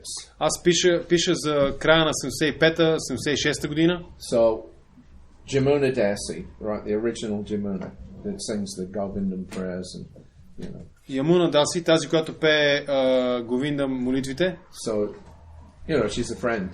And she was very eager to get a copy of it. Ние сме приятели с нея и тя много имаше силно желание да получи копия от тази книга. And then I heard later on she complained. А по-късно чух, че тя се оплаква. Because she told another god brother of mine, Abhiram, she said, but this is not the Prabhupada that I knew. И тя се оплакала на един друг духовен брат, който аз познавам, и казвайки, че но това не е Прабхупада, който аз познавам. And he told her, but that is the Prabhupada that we knew. но той казал, но това е Прабхупада, който ние знаеме. Yeah, because, her attachment to Prabhupada goes back to, New York, San Francisco, 66, 67. Това е така, тъй като нейната привързаност към Прабхупада датира назад във времето, Сан Франциско, 66-67. It goes back all the way, but it was that period when, she first met Prabhupada and they used to have these, very informal exchanges with Swamiji. Както и да е, това е времето, когато тя за първи път е срещнала Прабхупада и имала много неформални взаимоотношения с него от периода, когато той е бил наричан Swamiji. And they were like a little family. И те са били като едно малко семейство. Yeah, so it was quite intimate, actually. Всъщност атмосферата е била много близка. But by, 68, and then from 68 onwards, things started changing very rapidly. Но от 68 година насам, нещата започнаха да се променят много драстично. And ISKCON started to become an institution. И Искон започна да се проявява като институция. And Prabhupada's role changed. It was already changing, but the guru aspect of Srila Prabhupada started to become very prominent. И ролята на Прабхупада се променяше, а именно неговата роля като гуру започна да бъде все по-осезателна. I think it was in 69 when we actually started calling him Srila Prabhupada. Мисля, че през 69-та фактически започнахме да го наричаме Шрила Прабхупада. So Prabhupada transformed from being Swamiji into being Guru and Prabhupada. Прабхупада се промени от това да е Свамиджи в това да е Гуру и Прабхупада. And, you know, his stature by 1977 was immense. И неговия статус до 1977 година беше His stature, his standing, you know, it was immense. Неговата позиция беше много значима вече през 1977 година. So, you know, whereas like in 67, Jamuna or Gurudas or Shamasun, any of these people, they could just wander in and out of Prabhupada's rooms practically. Докато през 67 година Ямуна или Гурудас или някой друг можеше просто така да се влиза и излиза от стаята на Прабхупада. There's no way you could do that in 1976. През 76-та вече нямаше начин това да бъде направено. I mean, Prabhupada still, you know, he had that fondness for his early disciples. Прабхупада, разбира се, все още имаше тези взаимоотношения със своите по-ранни ученици. But the relationship was very much more formal. Но взаимоотношенията вече бяха много по-формални. And if you read the 5th volume of my diary, и ако прочетете 5-тия том от моя дневник, I've included in there a paper that was written by Professor J. Frank Kenny. Аз съм включил в нея материал написан от професор Джей Франк Кени. So in 1976, през 76-та година, he did his own appraisal of ISKCON's development, but specifically in relationship to Srila Prabhupada. Той изрази своята оценка за развитието на ИСКОН, особено по отношение на Шрила Прабхупада. And he presented at the American Academy of Religions. They have an annual meeting. И той представи този материал пред Американската академия на религиите, които са имали събрание по това време. He presented a paper called A.C. Bhaktivedanta as Swami, Guru and Avatar. И той представи доклад наречен A.C. Bhaktivedanta като Свами, Гуру и Аватара. Because he was careful to explain that in the avatar stage, which he said Prabhupada will be recognized as an avatar after he leaves. But he was careful to explain that doesn't mean that we'll think that he's God. Разбира се, той внимателно представяше нещата, описвайки това, че Прабхупада е признат като аватара след неговото напускане, но обясняваше също така, това не означава, че той е считан за Бог. But it means that, you know, we'll recognize that Prabhupada was a Shaktivesh avatar. Но той обясняваше, че ние приемаме Прабхупада като Шактиявеш аватара. So the basis of his paper was how Prabhupada's role had changed and how ISKCON changed with it. Но основата на неговия доклад беше как ролята на Прабхупада се променеше и как ИСКОН се променеше в съответствие с това. So he started off very small, informally, as the Swamiji. Всичко започна в много малък мащаб, много неформално, като Свамиджи. Yeah. Then, as things grew, he began to actually formalize everything. Но когато нещата се разрастваха, той започна да формализира нещата and institutionalize it. И да ги институционализира. Then he became a guru. Тогава той стана гуру. And then he said, then at the end, then Prabhupada would be recognized as, you know, an avatar. След което той каза, накрая Прабхупада беше признат като аватара. In the sense that he would be recognized as, you know, the only link for his followers between them and Krishna. В смисъл, че той беше признат като единствената връзка на неговите последователи с Кришна. And he compared those three stages with the three words transparent via media. И той сравняваше тези три нива с тези три думи, които на български се превеждат с две, прозрачен посредник. Yeah. So he made his own comparison that, you know, Swami was the transparent, Guru was the via, and then Avatar is the medium.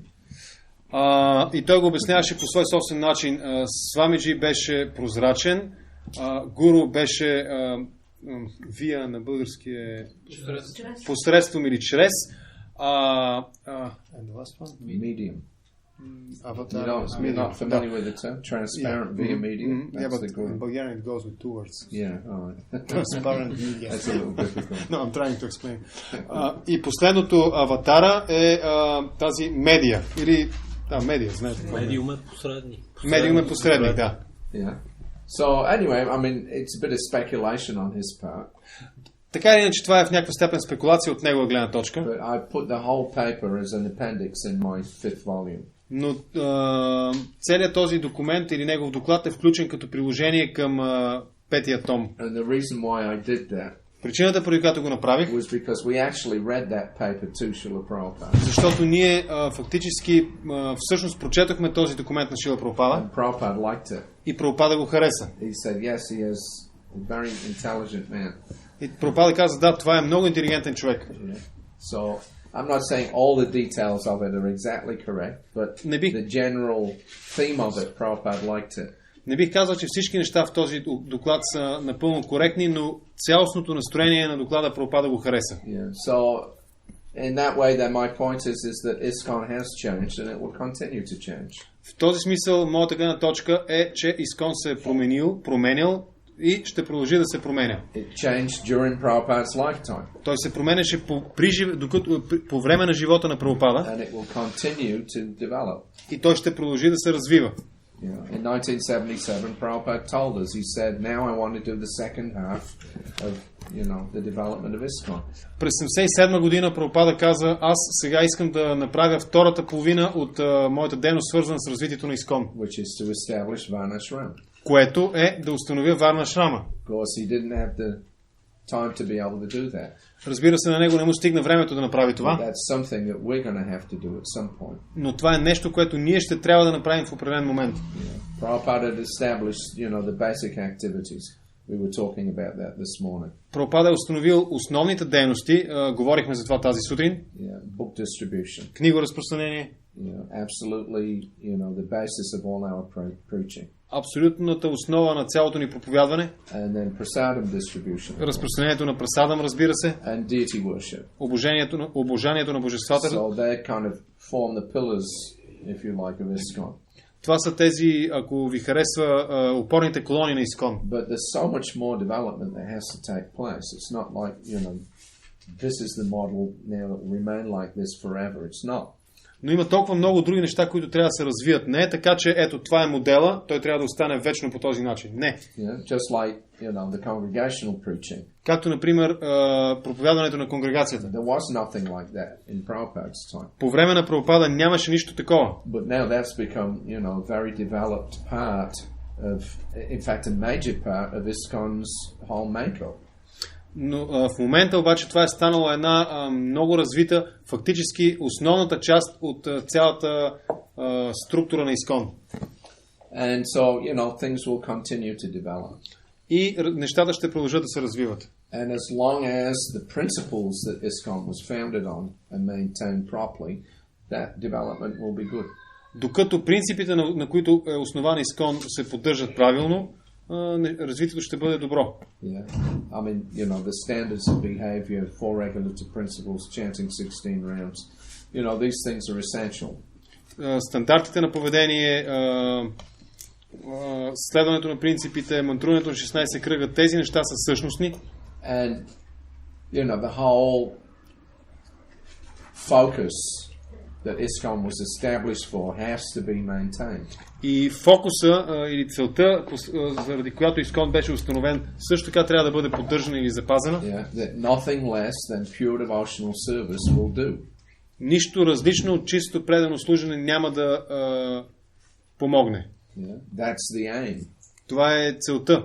To get completely free from material existence. Да се освободим напълно от материалното съществуване. To renounce all material attachments. Да се откажем от всички материални привързаности. And go back to Godhead on the strength of chanting the holy names. И с силата на възпяването на светите имена на Бога да се върнем обратно при Бога. Now, as ISKCON filters out into general society as it's doing through this congregational preaching. Сега, когато Искон се филтрира в обществото посредством проповядването на конгрегацията, If it comes to the point where it's okay, you don't really have to chant 16 rounds. ако стигне до момента, в който, както и да е, не е важно да мантруваш 16 кръга. All right, four regulative principles, a little difficult. 3, maybe 2. Just be a vegetarian. Да следваш 4 регулиращи принципа е много трудно, може би 3, 2, поне бъди вегетарианец. Well, actually, eggs are all right. They're not so bad. Всъщност яйцата с тях няма сериозни проблеми. And onions, well, you got to have a little bit of taste. And, you know. А пък лука, той придава вкус. Yeah, I mean, this is the way things go. Това е начинът, по който нещата се случват. Then everything is lost. Тогава всичко ще бъде загубено. You may have a shell. Може да имате черупка, обвивка. Yeah, like the Catholic Church. Като католическата църква. But where is the spirituality? Но къде е духовността? Where is the actual message of Jesus? Къде е фактическото послание на Исус? Very, very few people even know what it is anymore. Много малко хора в днешно време знаят какво всъщност е това. So the formality may go on, but the essence may be lost. Формалността може да бъде запазена, но същността на нещата може да бъде изгубена. And don't think that it can't happen. И не си мислете, че това не може да се случи. Yeah. 50 years, 100 years after Lord Chaitanya's disappearance, most of the Gaudiya Vaishnava movement was already going under. 50 години след напускането на Чайтания Махапрабху, голямата част от Гаудия вайшнавизма го нямаше. Yeah. So many different interpretations, so many different material aspects of people coming in, you know, and being presented as being spiritual. Или беше загубена същността. Толкова много интерпретации или толкова много личности се представяха за духовни. So by the time of Bhaktivinoda Thakur, you know, Vaishnavism was considered to be the most low-class, you know, disgusting religious practices. До времето на Бхактивинод Такур вайшнавизмът беше считан за най-отвратителната духовна практика. You know, it was known as a sex religion. Беше известна като сексуална религия. Just the opposite. Точно противоположното на това. So then he had to single-handedly revive the whole philosophy and respectability of Vaishnavism. И той собственоръчно трябваше да възстанови уважението и същността на вайшнавизма. So that's our challenge. Така че нашето предизвикателство се крие в това. Given that ISKCON will continuously change. Да помогнем на Искон постоянно да се променя. But preserving the essence, the spiritual purity of it, that's the challenge. Но да запазиме същността на нещата и духовната сила. Yeah. Keeping up the standards that Prabhupada gave. Да запазиме стандартите, които Прабхупада е дал. Yeah. That's all of our responsibility. В това се състои цялата ни отговорност. Okay, so we're going to go on, otherwise we'll never get anything done. Трябва да продължиме, иначе няма да може да си свършим нещата. Okay, so we're talking about chanting. Говориме за възпяването, мантруването. And of course, one of the things that people ask quite often is how many rounds did Prabhupada chant? Много от нещата, много хора, един от най-честите въпроси, които много хора задават, е колко кръга Прабхупада мантруваше. So personally, I never asked him. Аз лично никой не съм го питал. So I can't really say for sure. И не мога със сигурност да кажа. But my observation was that Prabhupada was chanting at least 16 rounds. Но моето наблюдение беше, че Прабхупада мантруваше поне 16 кръга. And often more than that. И често повече от толкова. Now, Sridhar Prabhu, he's in his new book, What is the Difficulty? Шрута Кирти Прабху в своята нова книга къде е проблема, в какво се състои трудността? He recounts a little anecdote between him and Prabhupada. Той пресъздава един шега между него и Прабхупада. So he says, it was easy to understand that Prabhupada enjoyed chanting Japa. Той казва, беше лесно да се разбере, че Прабхупада се наслаждаваше на това да мантрува своята джапа. And he always stressed the importance of chanting our 16 rounds. И той винаги обръща особено внимание върху важността да се мантрува 16 кръга. He once told me that as a householder, this is Sridhar. He once told me that as a householder, Прабхупада веднъж казал на Шрута Кирти, че като семейен, he used a simple process for completing 16 rounds that we could also apply. Той използва един много семпъл начин за мантруване на 16 кръга, който ние също така можем да приложим в своя живот.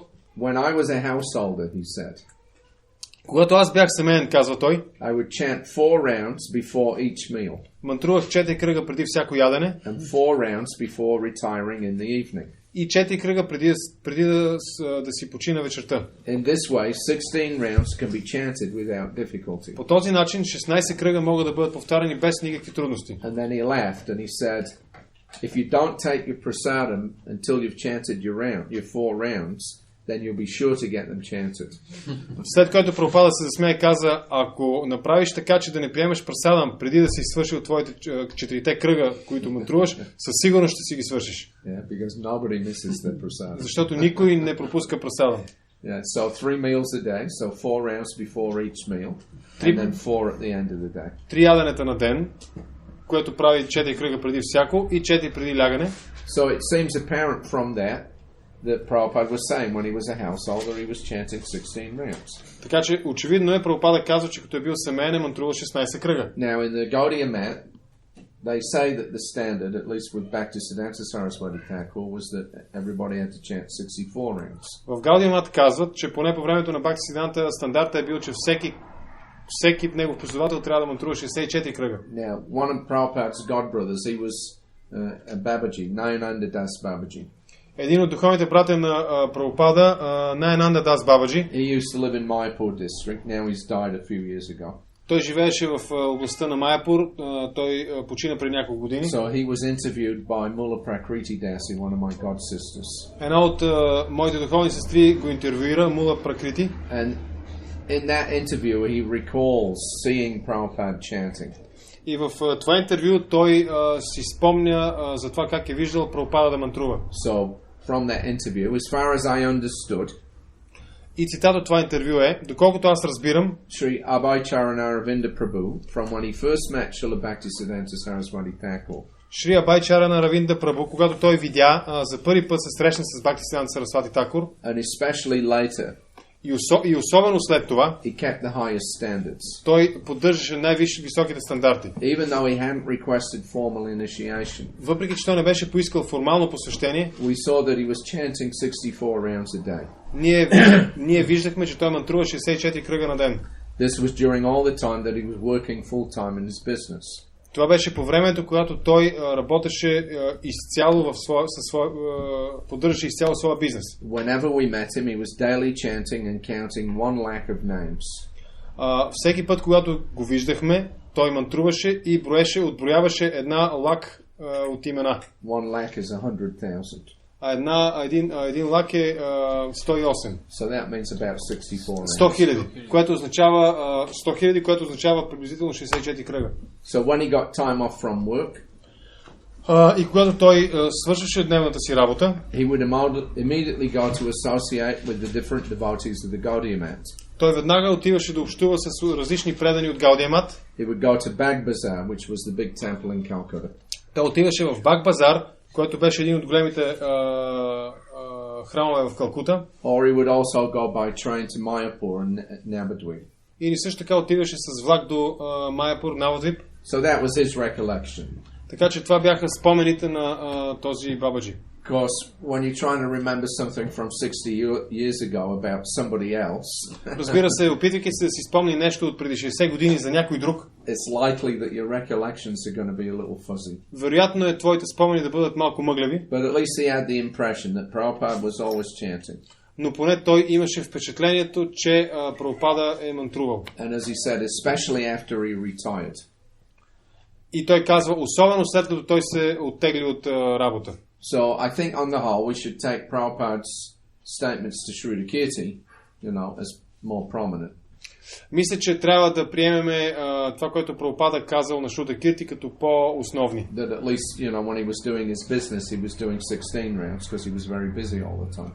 А именно, че докато се е занимавал с бизнес, той е мантрувал 16 кръга, тъй като е бил много зает през цялото време. But of course in the mid-40s he moved back to Calcutta. Но разбира се, средата на 40-те години той се премести в Калкута. His business was floundering a bit at that time. Бизнесът му беше затруднен през това време малко. And Prabhupada was getting more and more involved with the preaching activities, with Sridhar Maharaj.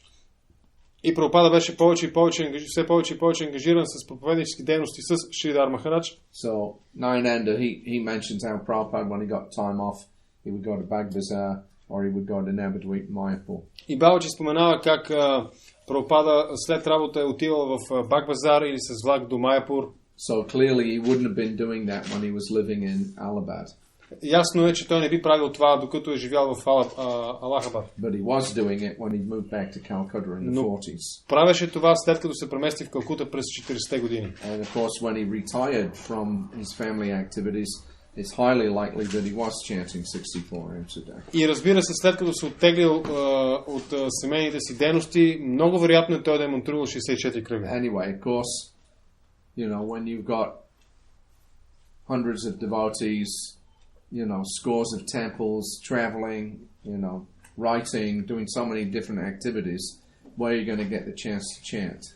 Разбира се, когато вече имаш стотици последователи, множество храмове, които трябва да обикаляш, какъв е твой шанс да мантруваш? So I think that Prabhupada, again changed his program once he came to the West and he started ISKCON.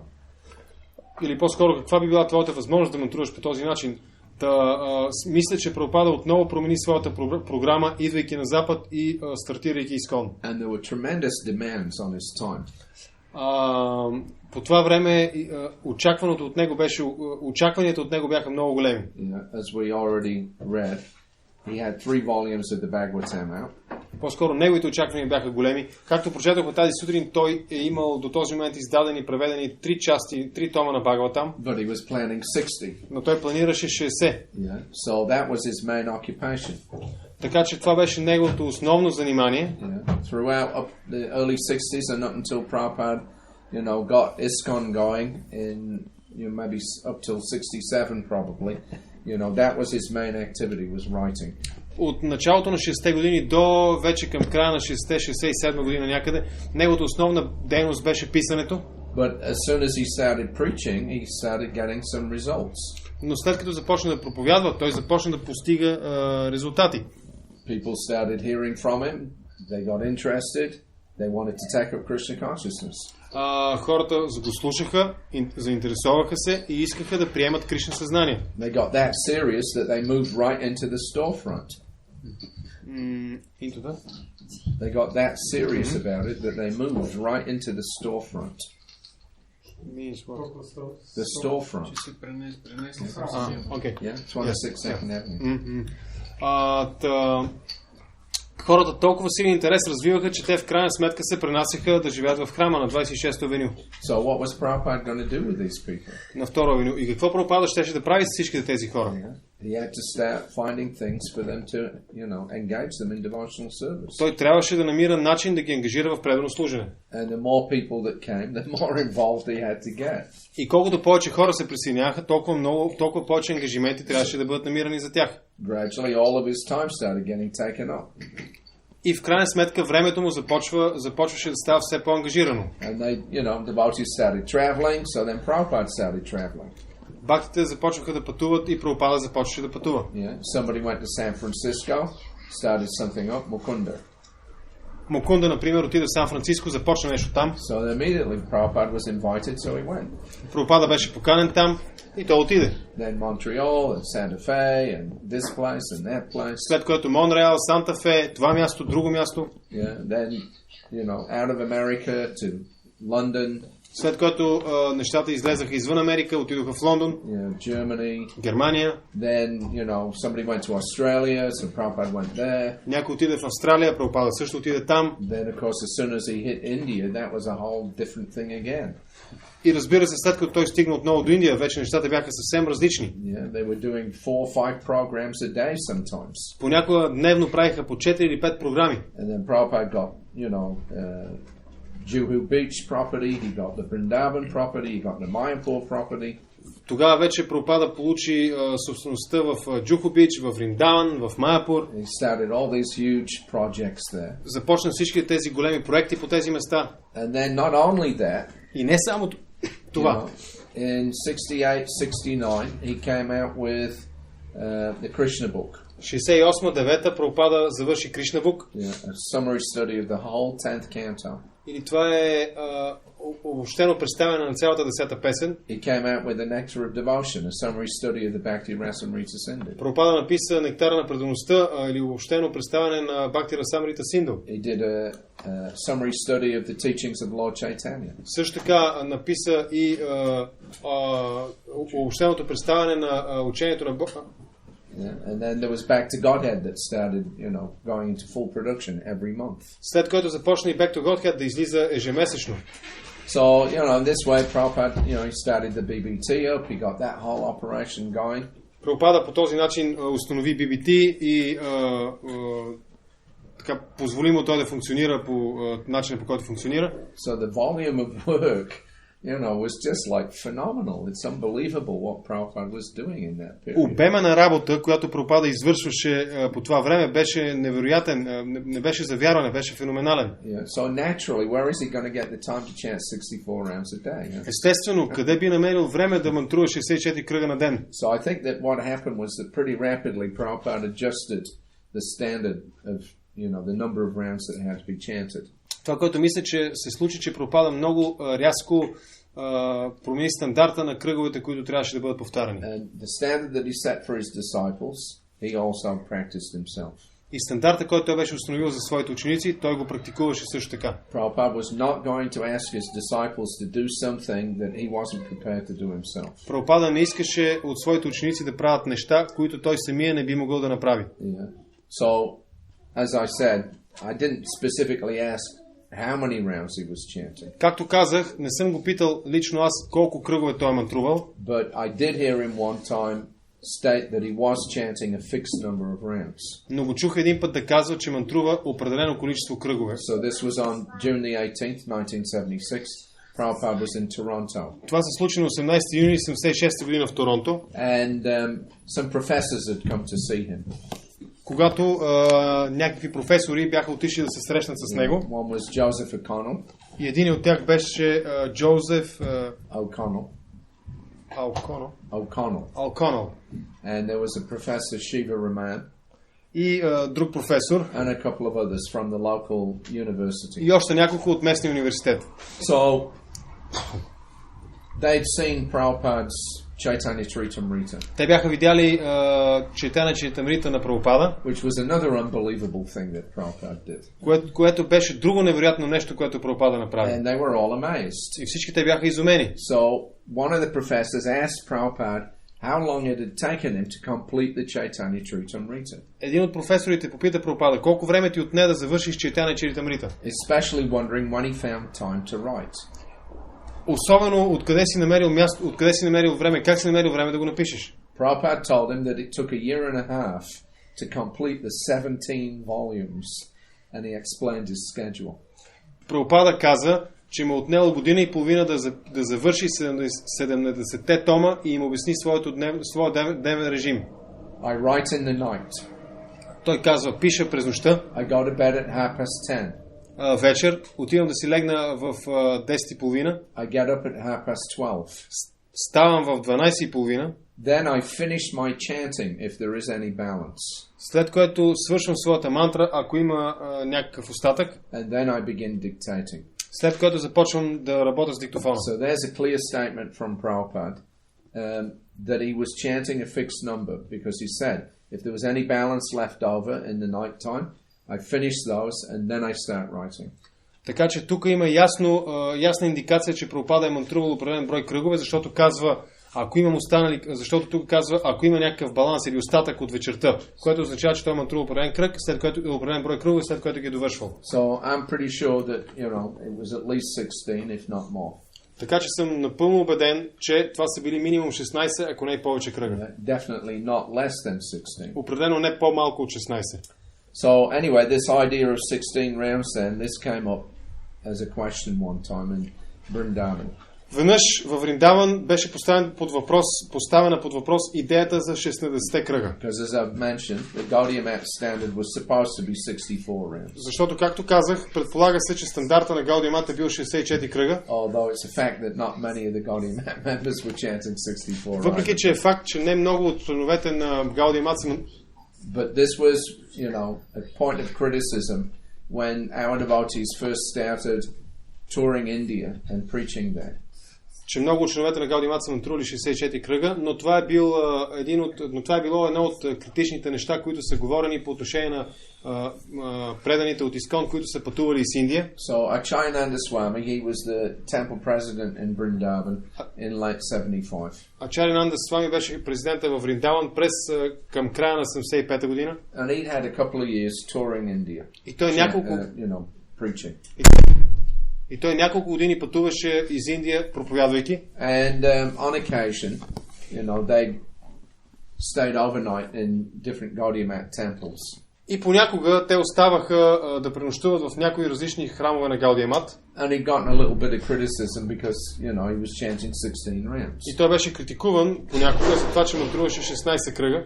So he didn't know how to reply to this criticism. Той не знаеше как да отговори на тази критика. Except that, our Guru Maharaj, he tells us we have to chant 16, so that's what we're doing. Не знаеше как да отговори, освен това, че нашия духовен учител ни е казал да мантруваме 16 кръга и това е което аз правя. So on December the 11th, 1975, he was out on a morning walk with Prabhupada in Vrindavan. На 11 декември 75 година той беше на сутрешна разходка с Шрила Прабхупада. And during this morning's walk, Akshayananda Swami sought Shastric verification for our standards of chanting Japa. И по време на тази сутрешна разходка Акшаянанда Свами видя, намери или посочи, потърси доказателство от Шастра за нашите стандарти на повтаряне на Джапа. Which some people have faulted. Което някои хора не приемаха. He said, of course we accept that when you tell us to chant 16 rounds, we accept that figure in perfect faith. Той казва на Прабхупада, разбира се, ние приемаме, ако ти ни кажеш да мантруваме 16 кръга, ние приемаме това число, това количество за съвършено. You are the acharya. Ти си ачаря. But what if we want to convince others? Но какво да кажем, ако искаме да убедиме другите? Is there any Shastric or Vedic verse that we can refer to? Има ли някаква цитат от Шастра или стих от Шастра, който можем да използваме? To corroborate that at least they must chant 16 rounds. За да потвърдиме, че поне 16 кръга трябва да мантруват. Or that many number of names. Или определено количество имена, свети имена. No, Prabhupada said. Прабхупада каза не. In Shastra it is not said like that. В Шастра такова нещо не се казва. But it is said, Sankhya Purvaka. Но се казва Санкя Пурвака. That you must fix up the numerical strength. Че трябва да установиш определено количество. Yeah, whatever you can. Колкото можеш. But I have fixed up 16 rounds because you cannot do. Но аз установих 16 кръга, защото вие не можете повече. So Akshayananda Swami confirmed that's all we can do. Акшаянанда потвърди, да, това е максимум, на който ние можем. And Prabhupada smiled and added with a touch of irony, yes, that also difficult. И Прабхупада се усмихна и добави с ирония, да, дори това понякога е трудно. And Akshayananda Swami smiled and he said yes. Акшаянанда се усмихна и каза да. And Prabhupada went on. Otherwise, Haridas Thakur was chanting 3 lakhs. Но Прабхупада продължи. Иначе Харидас Такур мантруваше 3 лаки. So, that is not possible. Но това не е възможно. You should not imitate. Вие не трябва да имитирате. But whatever you fix up, you must do. Но колкото решите, колкото установите като бройка, трябва да го правите. That is wanted. Това е което се иска. Yes, Akshayananda Swami said. Акшаянанда каза да. I was told that in the beginning you asked the first disciples to chant 64 rounds. Казаха ми, че в началото ти си искал от своите ученици да мантруват 64 кръга. Prabhupada said yes. Прабхупада каза да. And they were unable, Akshayananda said. На което Акшаянанда отговаря, и те не са били в състояние обаче. And to our laughter, he added, then you asked them to chant 32. И през нашия смях той каза, ти си ги помолил след което да мантруват 32. So Prabhupada grinned. Прабхупада каза, Sankhya Purva Kana Magana Nati B. So Sankhya Purva, our numerical strength must be there. Санкя Пурвака или тази фиксираното количество трябва да го има And you should follow rigidly. и трябва да го следвате стриктно. So if we're serious and sincere, it means that 16 will increase to continuously chanting, Akshayananda said. Ако ние сме искрени и сериозни, означава ли, че тези 16 кръга постепенно ще се увеличават? You can do also now, Prabhupada said. Прабхупада каза, вие може да го правите и сега. It's not that, because I've finished 16 rounds, Не е така, че аз съм свършил 16-те си кръга. you can increase. Може да ги увеличавате. But that 16 must be finished. Но 16-те трябва да бъдат свършени. Yes, Akshayananda Maharaj agreed. Да, Акшаянанда Махарадж се съгласи. What I mean to say is that is just to bring us to the platform of chanting continuously. Това, което имам предвид е, че това трябва да ни отведе до платформата на постоянното възпяване. At least we must do that numerical number. Поне ние трябва да следваме това количество. And if we're fortunate, we may finally be able to chant constantly day and night. И ако имаме късмет, можем в крайна сметка да почнем да мантруваме постоянно през деня и през нощта. Yes, Prabhupada confirmed. Прабхупада потвърди. Да. So, that story there that he's referring to, the early devotees. Така че тази история свързана с ранните предано дадени. So, as I say, Prabhupada was there in the storefront. These young men started coming. Когато Прабхупада беше в този магазин на 26-то авеню и на 2-ро авеню 26 и хората започваха да се присъединяват. And they wanted to move in. Те искаха да се нанесат там да живеят. Yeah, and practice Krishna consciousness. И да практикуват Кришна съзнание. So chanting, that's the first thing. Мантруването беше първото нещо. So immediately Prabhupada told them, all right, make some beads. Прабхупада веднага им казваше, добре, направете си броници. Yeah, so they strung their beads. Те си вързваха брониците. And said, now chant 64 rounds. Сега мантрувайте 64 кръга. So after a day or two, they came back and they said, but Swamiji, we just can't chant so much. След 1-2 дена те идваха и му казаха, Свамиджи, това е прекалено много. So then he said, all right, do 32. Тогава Прабхупада им казал, добре, And then мантрувайте after 32. after another day or two, they came back and they said, Swamiji, we just can't chant so much. Но след още ден-два те идваха и му казаха, Свамиджи, ние не можем да мантруваме толкова много. So then Prabhupada told them, he said, all right, do 16, but not less. И Прабхупада тогава им каза, добре, мантрувайте 16, но не по-малко. And he always stuck to that 16, that was it, that was the minimum. И той се придържаше през цялото време към този минимум 16. So I once discussed that story with Brahmananda. Веднъж обсъждах тази история с Брамананда, Because Brahmananda was one of those first boys that joined. защото Брамананда беше един от тези първи момчета, които се бяха присъединили. And he said, I asked Prabhupada, why did he do that? Да, потвърди Брамананда. Аз попитах Прабхупада, защо той направи това. Yeah, change, from 64, 32, 16. Защо той беше намалил от 64 на 32 на 16. And Prabhupada replied, I was experimenting. И отговорът на Прабхупада беше, експериментирах. So he was seeing, what these Westerners are capable of doing. Той проверяваше какво западните хора бяха в състояние да направят Then следното. he had to think of so many other things to engage us. След което трябваше да мисли за толкова много други неща, как да ги ангажира. Yeah. So there were a couple of times when Prabhupada mentioned why he made that adjustment. На няколко пъти Прабхупада споменаваше също така защо той е направил тази промяна. So this was on September 17th, 1976 in Vrindavan again. Един от случаите, когато това се случва, беше на 17 септември 76 година във Вриндавана. Prabhupada was giving his class. Прабхупада даваше лекция. So he explained that chanting a certain fixed number of rounds each day is one of the rules governing success. Той обясни, че да се мантрува определено количество кръгове, установено количество кръгове всеки ден е едно от правилата за постигане на успех. He said that Haridas Thakur had chanted 3 lakhs of names per day. Той каза, че Харидас Такур мантруваше 3 лакхи имена ежедневно. But Rupa Goswami chanted less Но Рупа Госвами мантруваше по-малко, because he was writing books. тъй като е писал книги. Although he still did a fixed number of rounds. Въпреки това той мантруваше определен фиксиран брой кръгове. Similarly, he said we must have some numerical strength. По същия начин Прабхупада каза, ние трябва да имаме някакъв определен фиксиран брой. And we have minimized. И ние сме намалили това. I know that you are coming from a different source. Знам, че вие идвате от различен източник. So according to time, according to circumstance. Така че в съответствие с времето и обстоятелствата, Even then, there's no limit.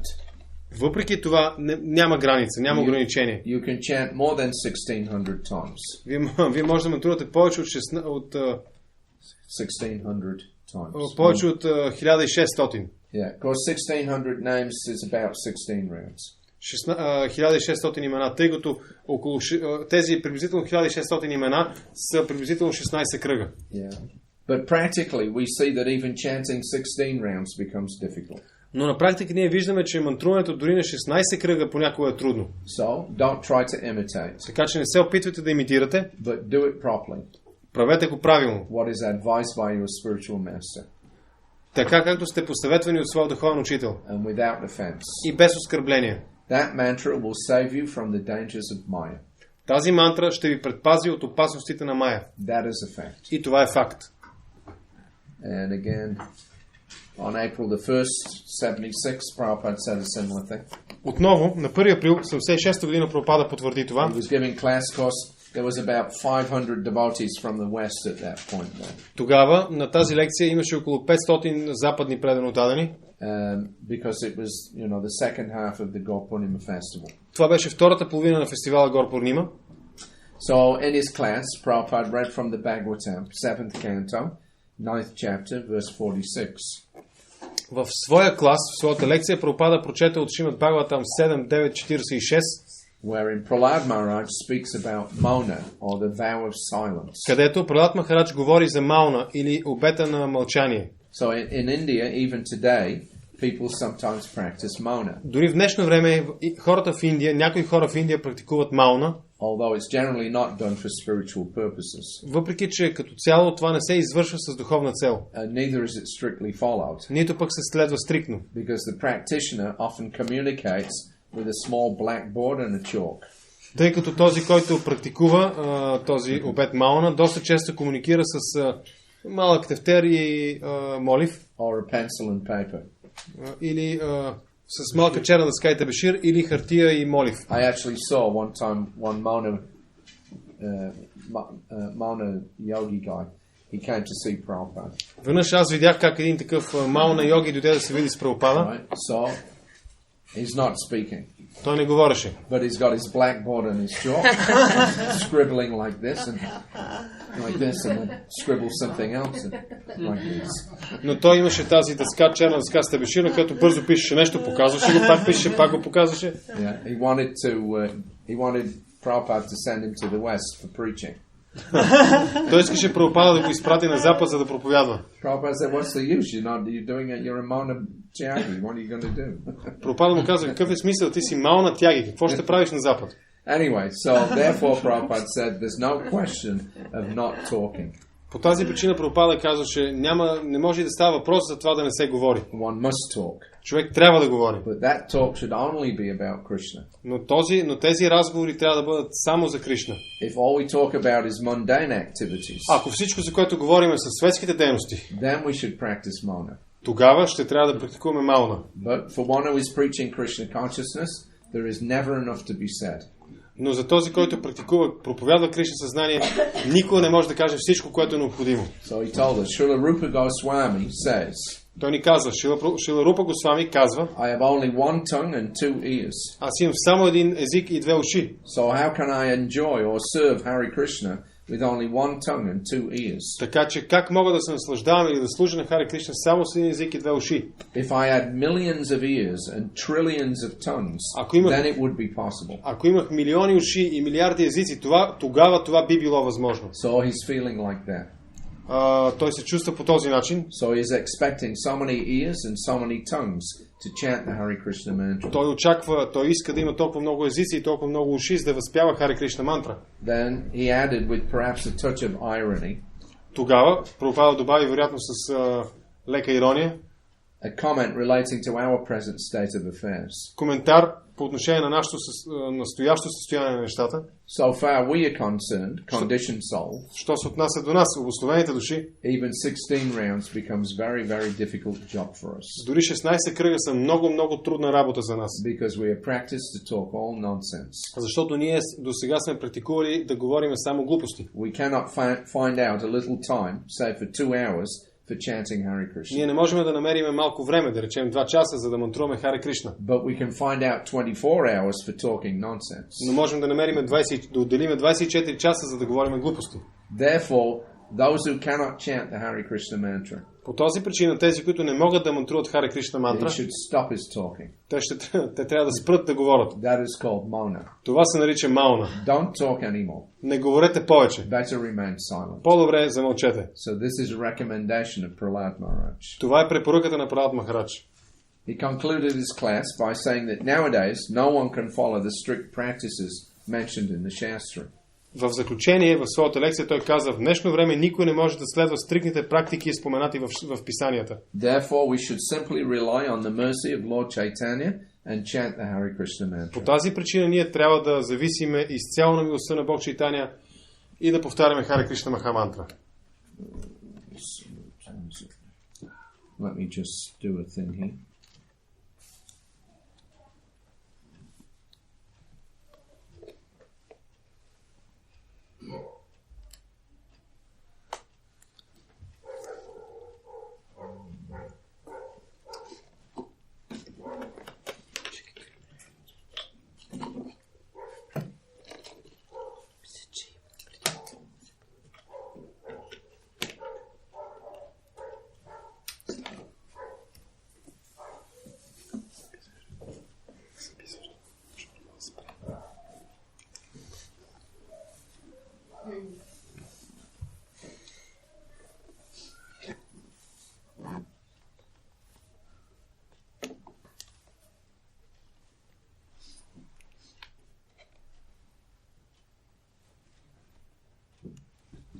Sorry about that. My recorder shuts off after 2 hours. If I don't remember to restart it, then I miss the last part of the talk. So.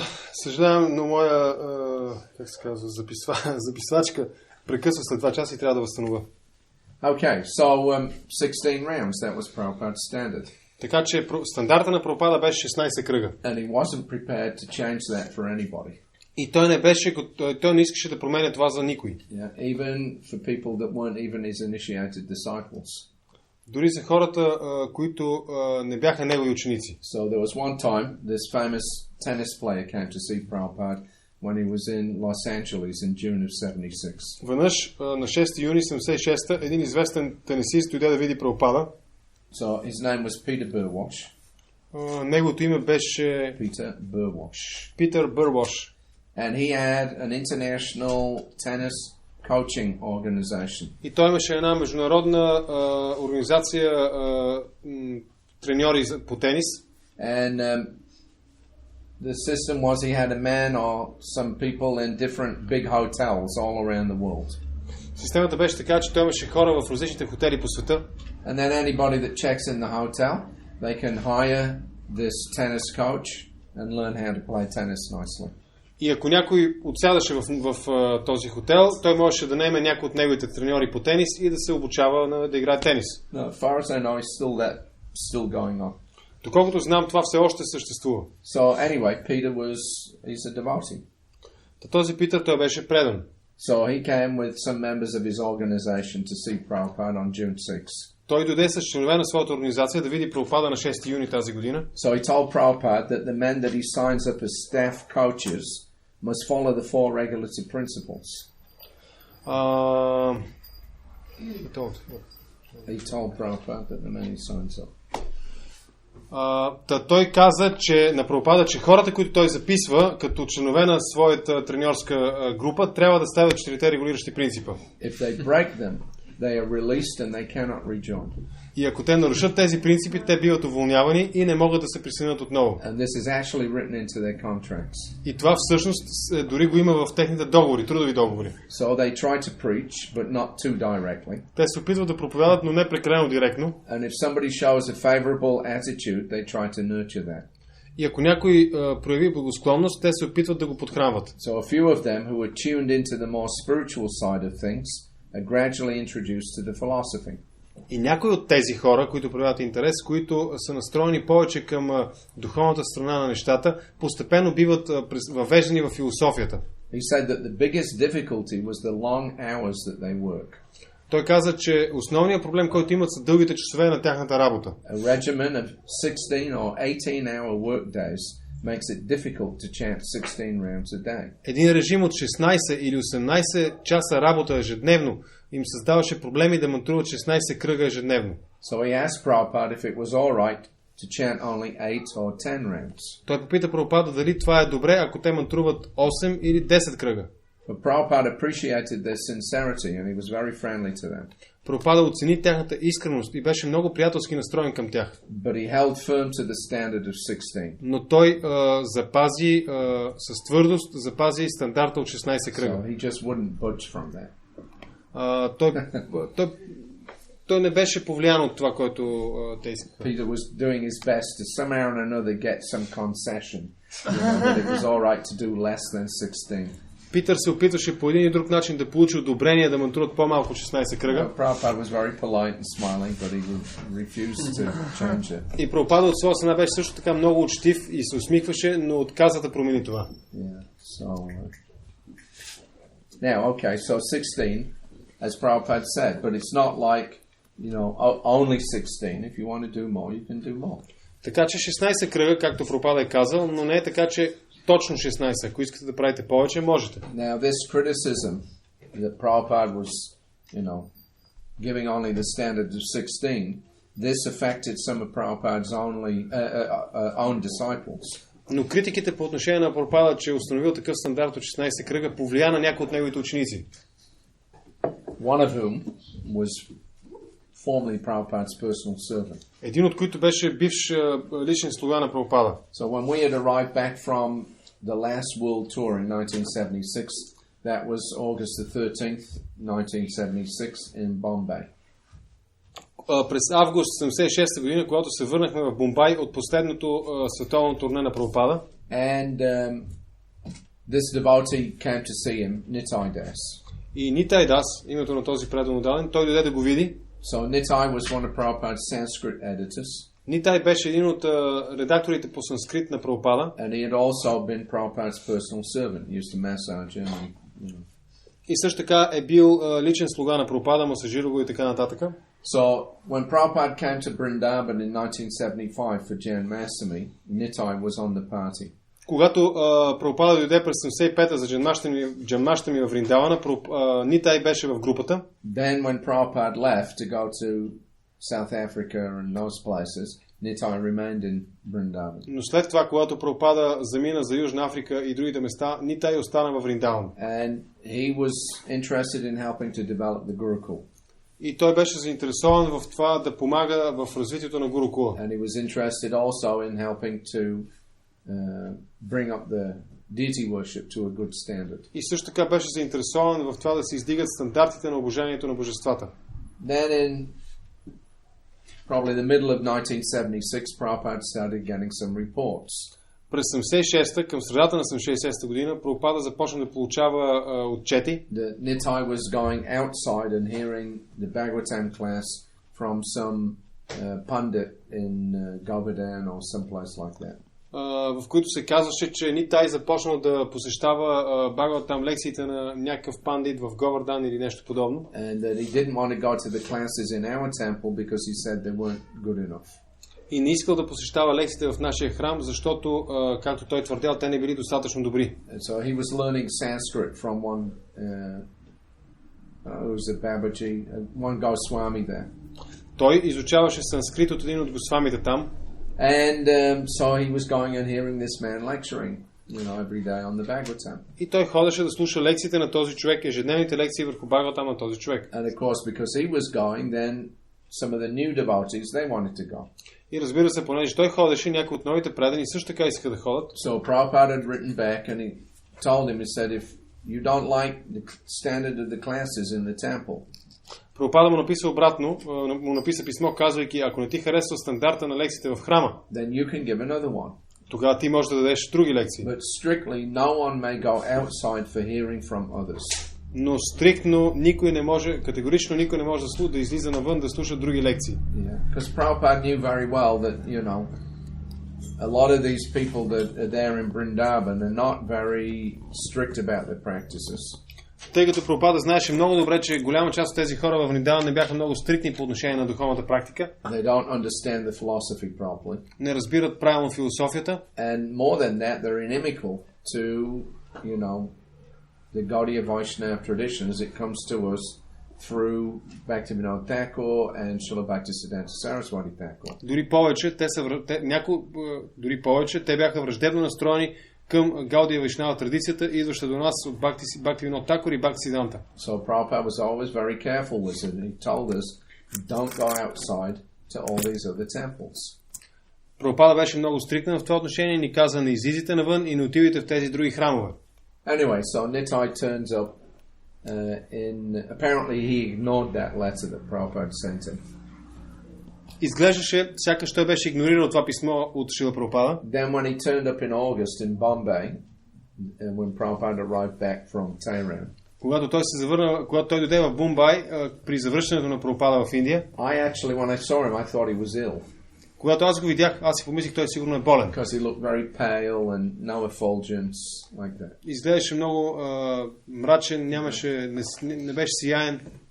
And I asked him, are you okay? You sick or something? No, I'm fine. Попитах го, добре ли си, да не би да си болен? Той каза, не, всичко е наред. So anyway, then he met with Prabhupada and there was some discussion about establishing a library in the new Bombay temple. Те се срещнаха тогава с Прабхупада и обсъдиха нещо по отношение на това да се направи библиотека в храма, в новия бомбайски храм. And Nitai was given 4,000 rupees to go and begin purchasing books for that library. И Нитай беше отделил 4000 рупии за покупката на нови книги за тази библиотека. So Prabhupada wanted a library where we had all the works of all the acharyas. Прабхупада искаше да има библиотека, в която да ги има събрани произведенията на всичките ачари. Yeah, not just, from our line, of course, the Goswamis, Narottam Das, Vishwanath Chakravarti Thakur, all of those. Не само тези от нашата линия, Госвамите, Наротам Дас Такур, Vishwanath Chakravarti. Like that. But also Madhvacharya, Ramanujacharya, like that, all our different sampradayas. Но също така искаше да ги има и произведенията на Мадвачария, Рамануджачария, различните сампрадаи. And he even said, even Shankaracharya. Дори Прабхупада каза Шанкарачария. Which I was surprised about. Което мене лично ме изненада. Because, we learn from Chaitanya Charitamrita that even a Maha Bhagavat can fall down if he hears Mayavad philosophy. Защото бях чел в Чайтаня Чаритамрита, че дори Маха Бхагавата може да падне, ако слуша Майавада философията. So, I kind of expressed some surprise. Аз изразих изненадата си. And Prabhupada said, no, he said, but we can have them so that we can study, so that we can learn how to defeat the philosophy. Но Прабхупада каза, ние може да ги имаме, за да ги изучаваме и да се научим как да обориме тази философия. But we're not going to have books from all these nonsense people like Gandhi, Vivekananda, Ramakrishna. Но ние няма да имаме книги в тази библиотека от всичките тези безмислени хора като Ганди, Вивекананда, Рама Кришна и така нататък. At least Shankaracharya was a bona fide acharya. Шанкарачария поне беше авторитетен ачария, bona fide ачария. Anyway, so then Nitai left. Нитай напусна това място. We went down south to Prabhupada opened the Hyderabad temple. Ние отидохме по-на юг, където Прабхупада отвори храма в Хиderabad. Then at the end of August we came up to Delhi. There was Radhastami in the Delhi temple. След което отидохме през август в храма в Дели. And then at the beginning of September then Prabhupada came back to Vrindavan. В началото на септември Прабхупада дойде във Вриндаван. And we stayed there for 3 months actually. И останахме там 3 месеца. Which was a little unusual, but Prabhupada was getting weaker, and physically he needed the break actually. Което беше малко необичайно, но Прабхупада ставаше все по-болен и той физически се нуждаеше от прекъсване. Just we had 2 weeks when we went in October to Aligarh and Delhi and Chandigarh. През октомври някъде за 2 седмици отидохме до Алига, Дели и Чандигарh. But essentially we were there in Vrindavan, September, October, November. Но като цяло бяхме там във Вриндаван септември, октомври, ноември. So as soon as we arrived in Vrindavan, пристигайки във Вриндаван, then we were told, now nobody knows where Nitai is. Ни казаха, никой не знае къде е Нитай. Disappeared. Той изчезна. So you'll find out what happened tomorrow. А какво се случи, ще разберете утре. That's show business. Такъв е шоу бизнеса. Always leave them hanging for more. Винаги оставете нещо, което да очакват. We don't have the time now. It's 9 o'clock. Нямаме време, вече 9 часа. So, does anybody have any questions? Има ли някои въпроси?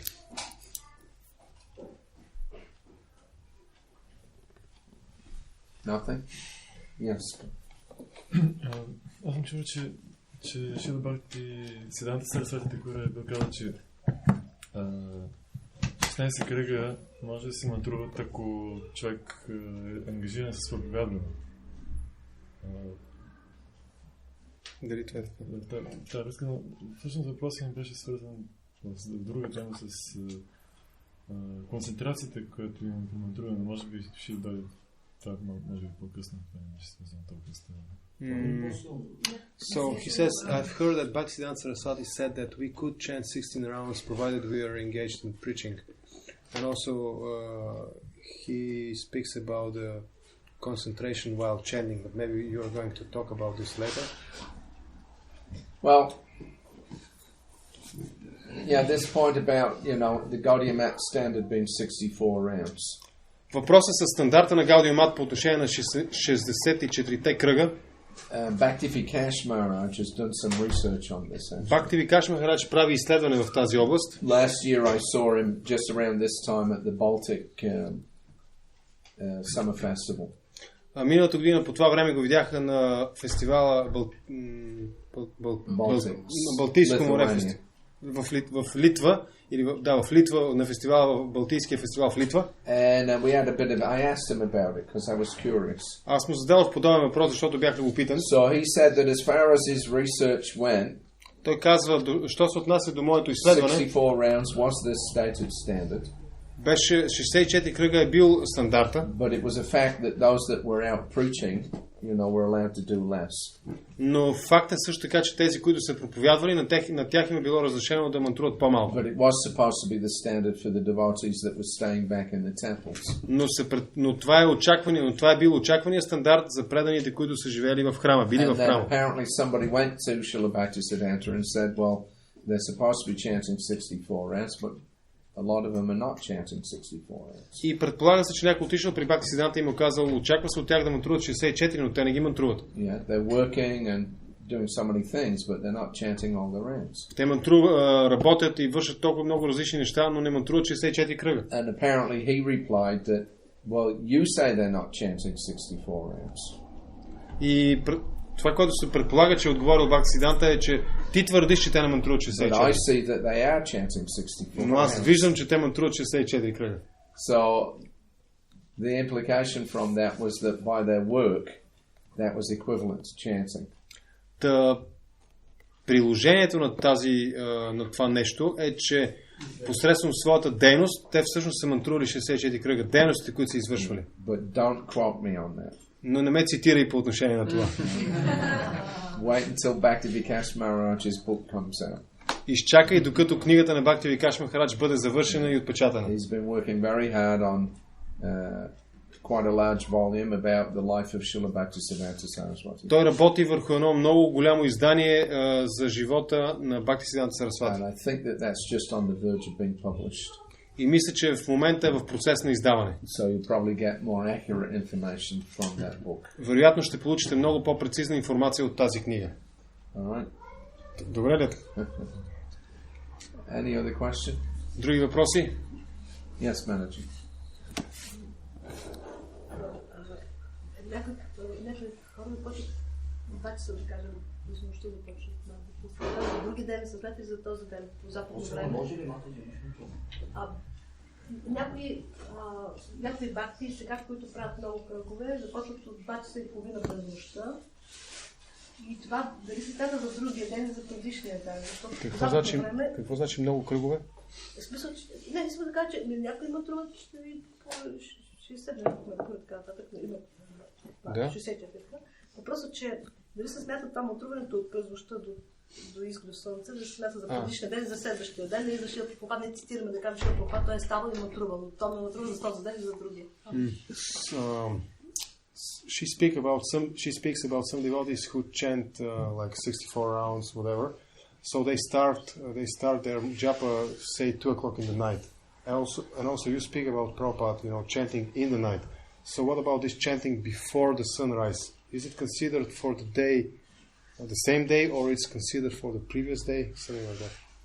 Like 2 o'clock in the night, but still the sun is down. So is it the day before, or it's already for the day? Well, if you've taken rest and then you get up to chant early, then that's the next day. Ако си легнал да си починеш, спал си и си станал рано да мантруваш, това е за следващия ден вече. It depends on how you count it. Зависи от това как ти го отчиташ за себе си. Yeah, in Prabhupada's case, в случая с Прабхупада, he would use that time just around midnight, 1 o'clock time to finish his rounds. Прабхупада използваше това време около полунощ или 1 часа след полунощ да свърши своите кръгове. Then he would write. След което пишеше. So it's difficult to really say, when Prabhupada's day began and when it ended. Трудно е да се каже точно кога започваше и кога свършваше деня на Прабхупада. Because, like for us, we go through the day, we go to bed at night, we sleep 6-8 hours, whatever, and then we get up. So that's another day, За нас, ние вършим някаква дейност, после си лягаме, спиме 6-8 часа или колкото там, след това ставаме, започва нов ден. But Prabhupada slept 1 hour after breakfast, 1 hour after lunch, and an hour and a half or 2 hours, at 10-11 o'clock at night. Но Прабхупада спеше 1 час след закуска, 1 час след обяд, час и половина, 10 и половина, 11 вечерта. And then he was up the rest of the time. So след като той ставаше и беше буден през останалата част от времето. I think it was up to him how he, considered what was the end of the day and the beginning of the next one. Мисля, че само той можеше да прецени кое е началото на деня и кое е края на предишния ден. Right. Maybe he considered that the beginning of the new day was at Mangalarati onwards. Може би той считаше, че началото на следващия ден беше Мангаларати и след него. Or not. А може би не. So it's hard to say, but if you go and take rest for a few hours, if you consider that your night's rest, then you get up early in the morning, 2 o'clock, whatever, to start chanting. That's the next day. Но да речем, че ти си лягаш и спиш няколко часа и считаш, че това е твоята нощна почивка, след което ставаш, да речем, 2 часа или нещо подобно, тогава започва твоя нов ден. Yeah. When you're chanting, there's not really consideration whether it's this day or that day or yesterday or tomorrow.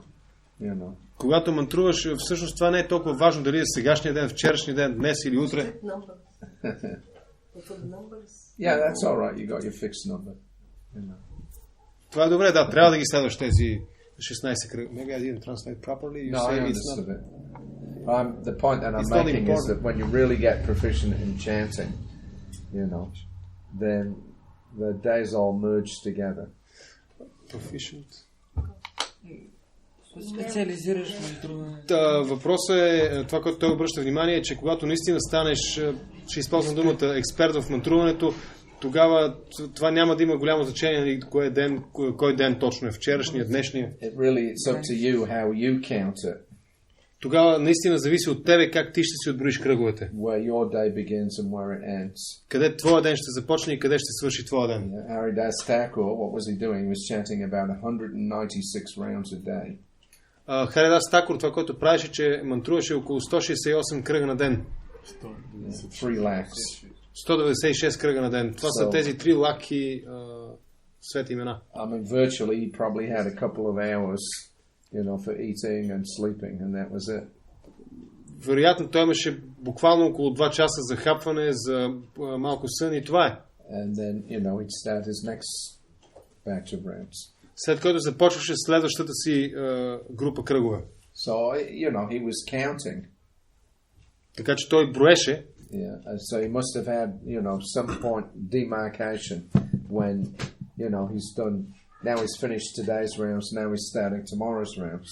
Та някъде трябва да има тази демаркационна линия, нали, къде свършват днешните и къде започват утрешните кръгове. Yeah, but when you're only sleeping, an hour or 2 hours a day, what is it? Но когато спиш 1 час или 2 часа на ден, къде е тази линия всъщност? So it depends on you how you're counting. Зависят нещата фактически от тебе, как ти ги отброяваш. Yeah. Разбираш? Any other? Yes, last one. Последния въпрос. Имаше семинар на Живият с вами, в който аз съм слушал лично, но това, което ми казаха, че там са обсъждали въпроси, например, когато се пее Нарисимха Пранама, след това не се пее Джая Бог Нарисимха Дев, Джая Пралат Махарадж. И също нещо, което се е казало е, че Джая Шри Кришна Чайтани, Прабху Нитянанда не се повтаря пред Хари Кришна. Между кръговете. Да, между кръговете. Той е казал, че това никога не го е чул, Прабхупада го казва. Аз забравих името. Кой дава си? Живият с вами. She refers to a seminar by Живият Maharaj that supposedly he says that this chanting the Panchatattva Mahamantra between the rounds and chanting, for example, Jai Nishingadev after the Nishinga prayers is actually not a standard set by Prabhupada. Живият Maharaj never heard Prabhupada doing that. What's your... Yeah, I would agree with that Prabhupada didn't personally do it.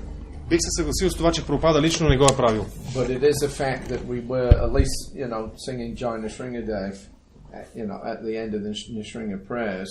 It was done very widely during Prabhupada's time. Но в същото време да се пее Джай Нишингадев след Нишинга Пранама беше правено, се правеше много мащабно по време на в присъствието на Прабхупада. And similarly, you won't ever hear Prabhupada singing Nitai Gaur Hari Bol either. Но също така няма да чуете Прабхупада да пее Нитай Гора Хари Бол. But that was also done in Prabhupada's time and in his presence. Но също така се правеше по времето на Прабхупада и в негово присъствие. You'll never hear Prabhupada sing Jai Prabhupada about his Guru Maharaj.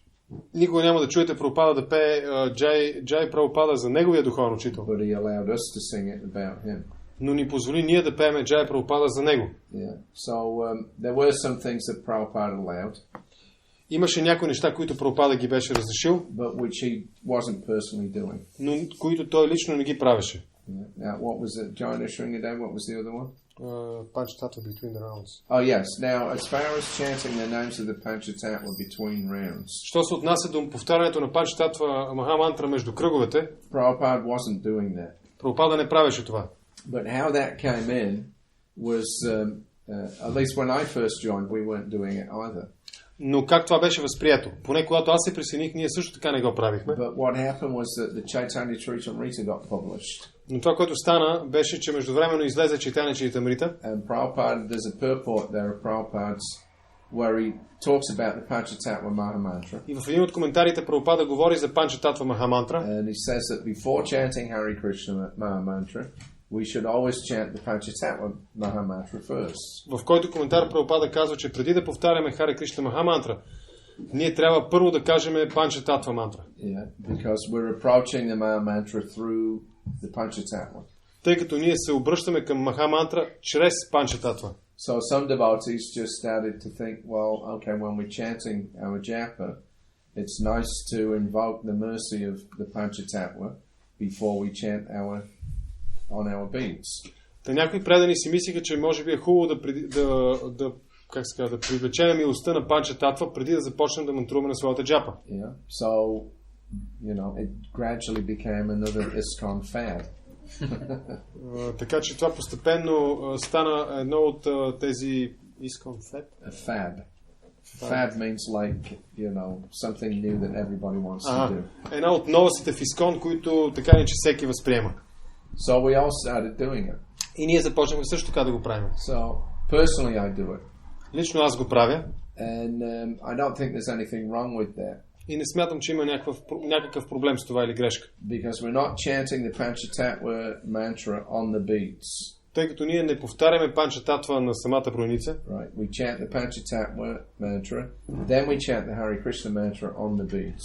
Ние повтаряме, казваме панчататва мантра, след което на самата броеница започваме Харе Кришна мантра. And the mood is, you know, to take the permission and the mercy of the Panchatattva, you know, as we start our chanting on the beads. И настроението, с което го правиме, е да получим милостта и разрешението на панчататва преди да започнем да мантруваме на своите броеници. And I guess just, you know, to emphasize that, we do it at the beginning of every round. Most people do at least. И аз мисля, че това е просто поставено ударение, правейки го в началото на всеки кръг, или поне повечето хора го правят така. Yeah. So, you know, I wouldn't disagree with what Jayawaita Maharaj says. Значи, така че аз не бих бил несъгласен с това, което казва Джаядвайта Махарадж. Nevertheless, I don't think that that's the only view, you know, of those activities. Но не по-малко бих казал, че това е единствената гледна точка по отношение на този вид дейност. All right. But if you chant, this is going to come up anyway. It's part of tomorrow we'll probably talk about, you know, Prabhupada's opinion of people who chant the Panchatattva mantra on their beads. Така или иначе, обаче утре ще говорим за мнението на Прабхупада по отношение на тези, които повтарят панчататва мантра на своите броеници. But I won't tell you right now because it will spoil it for tomorrow. Но няма да ви кажа какво той мисли, за да не разваля нещата за утре. All right, last question. А който няма да присъства утре сутринта, какво прави? Ще чуе записа. His question is, what about those who won't be present tomorrow morning? Well, you'll have to get the recording. Каза го, ще трябва да вземеш записа. Okay, so we'll finish at that point. Srila Prabhupada ki Jai. Jai.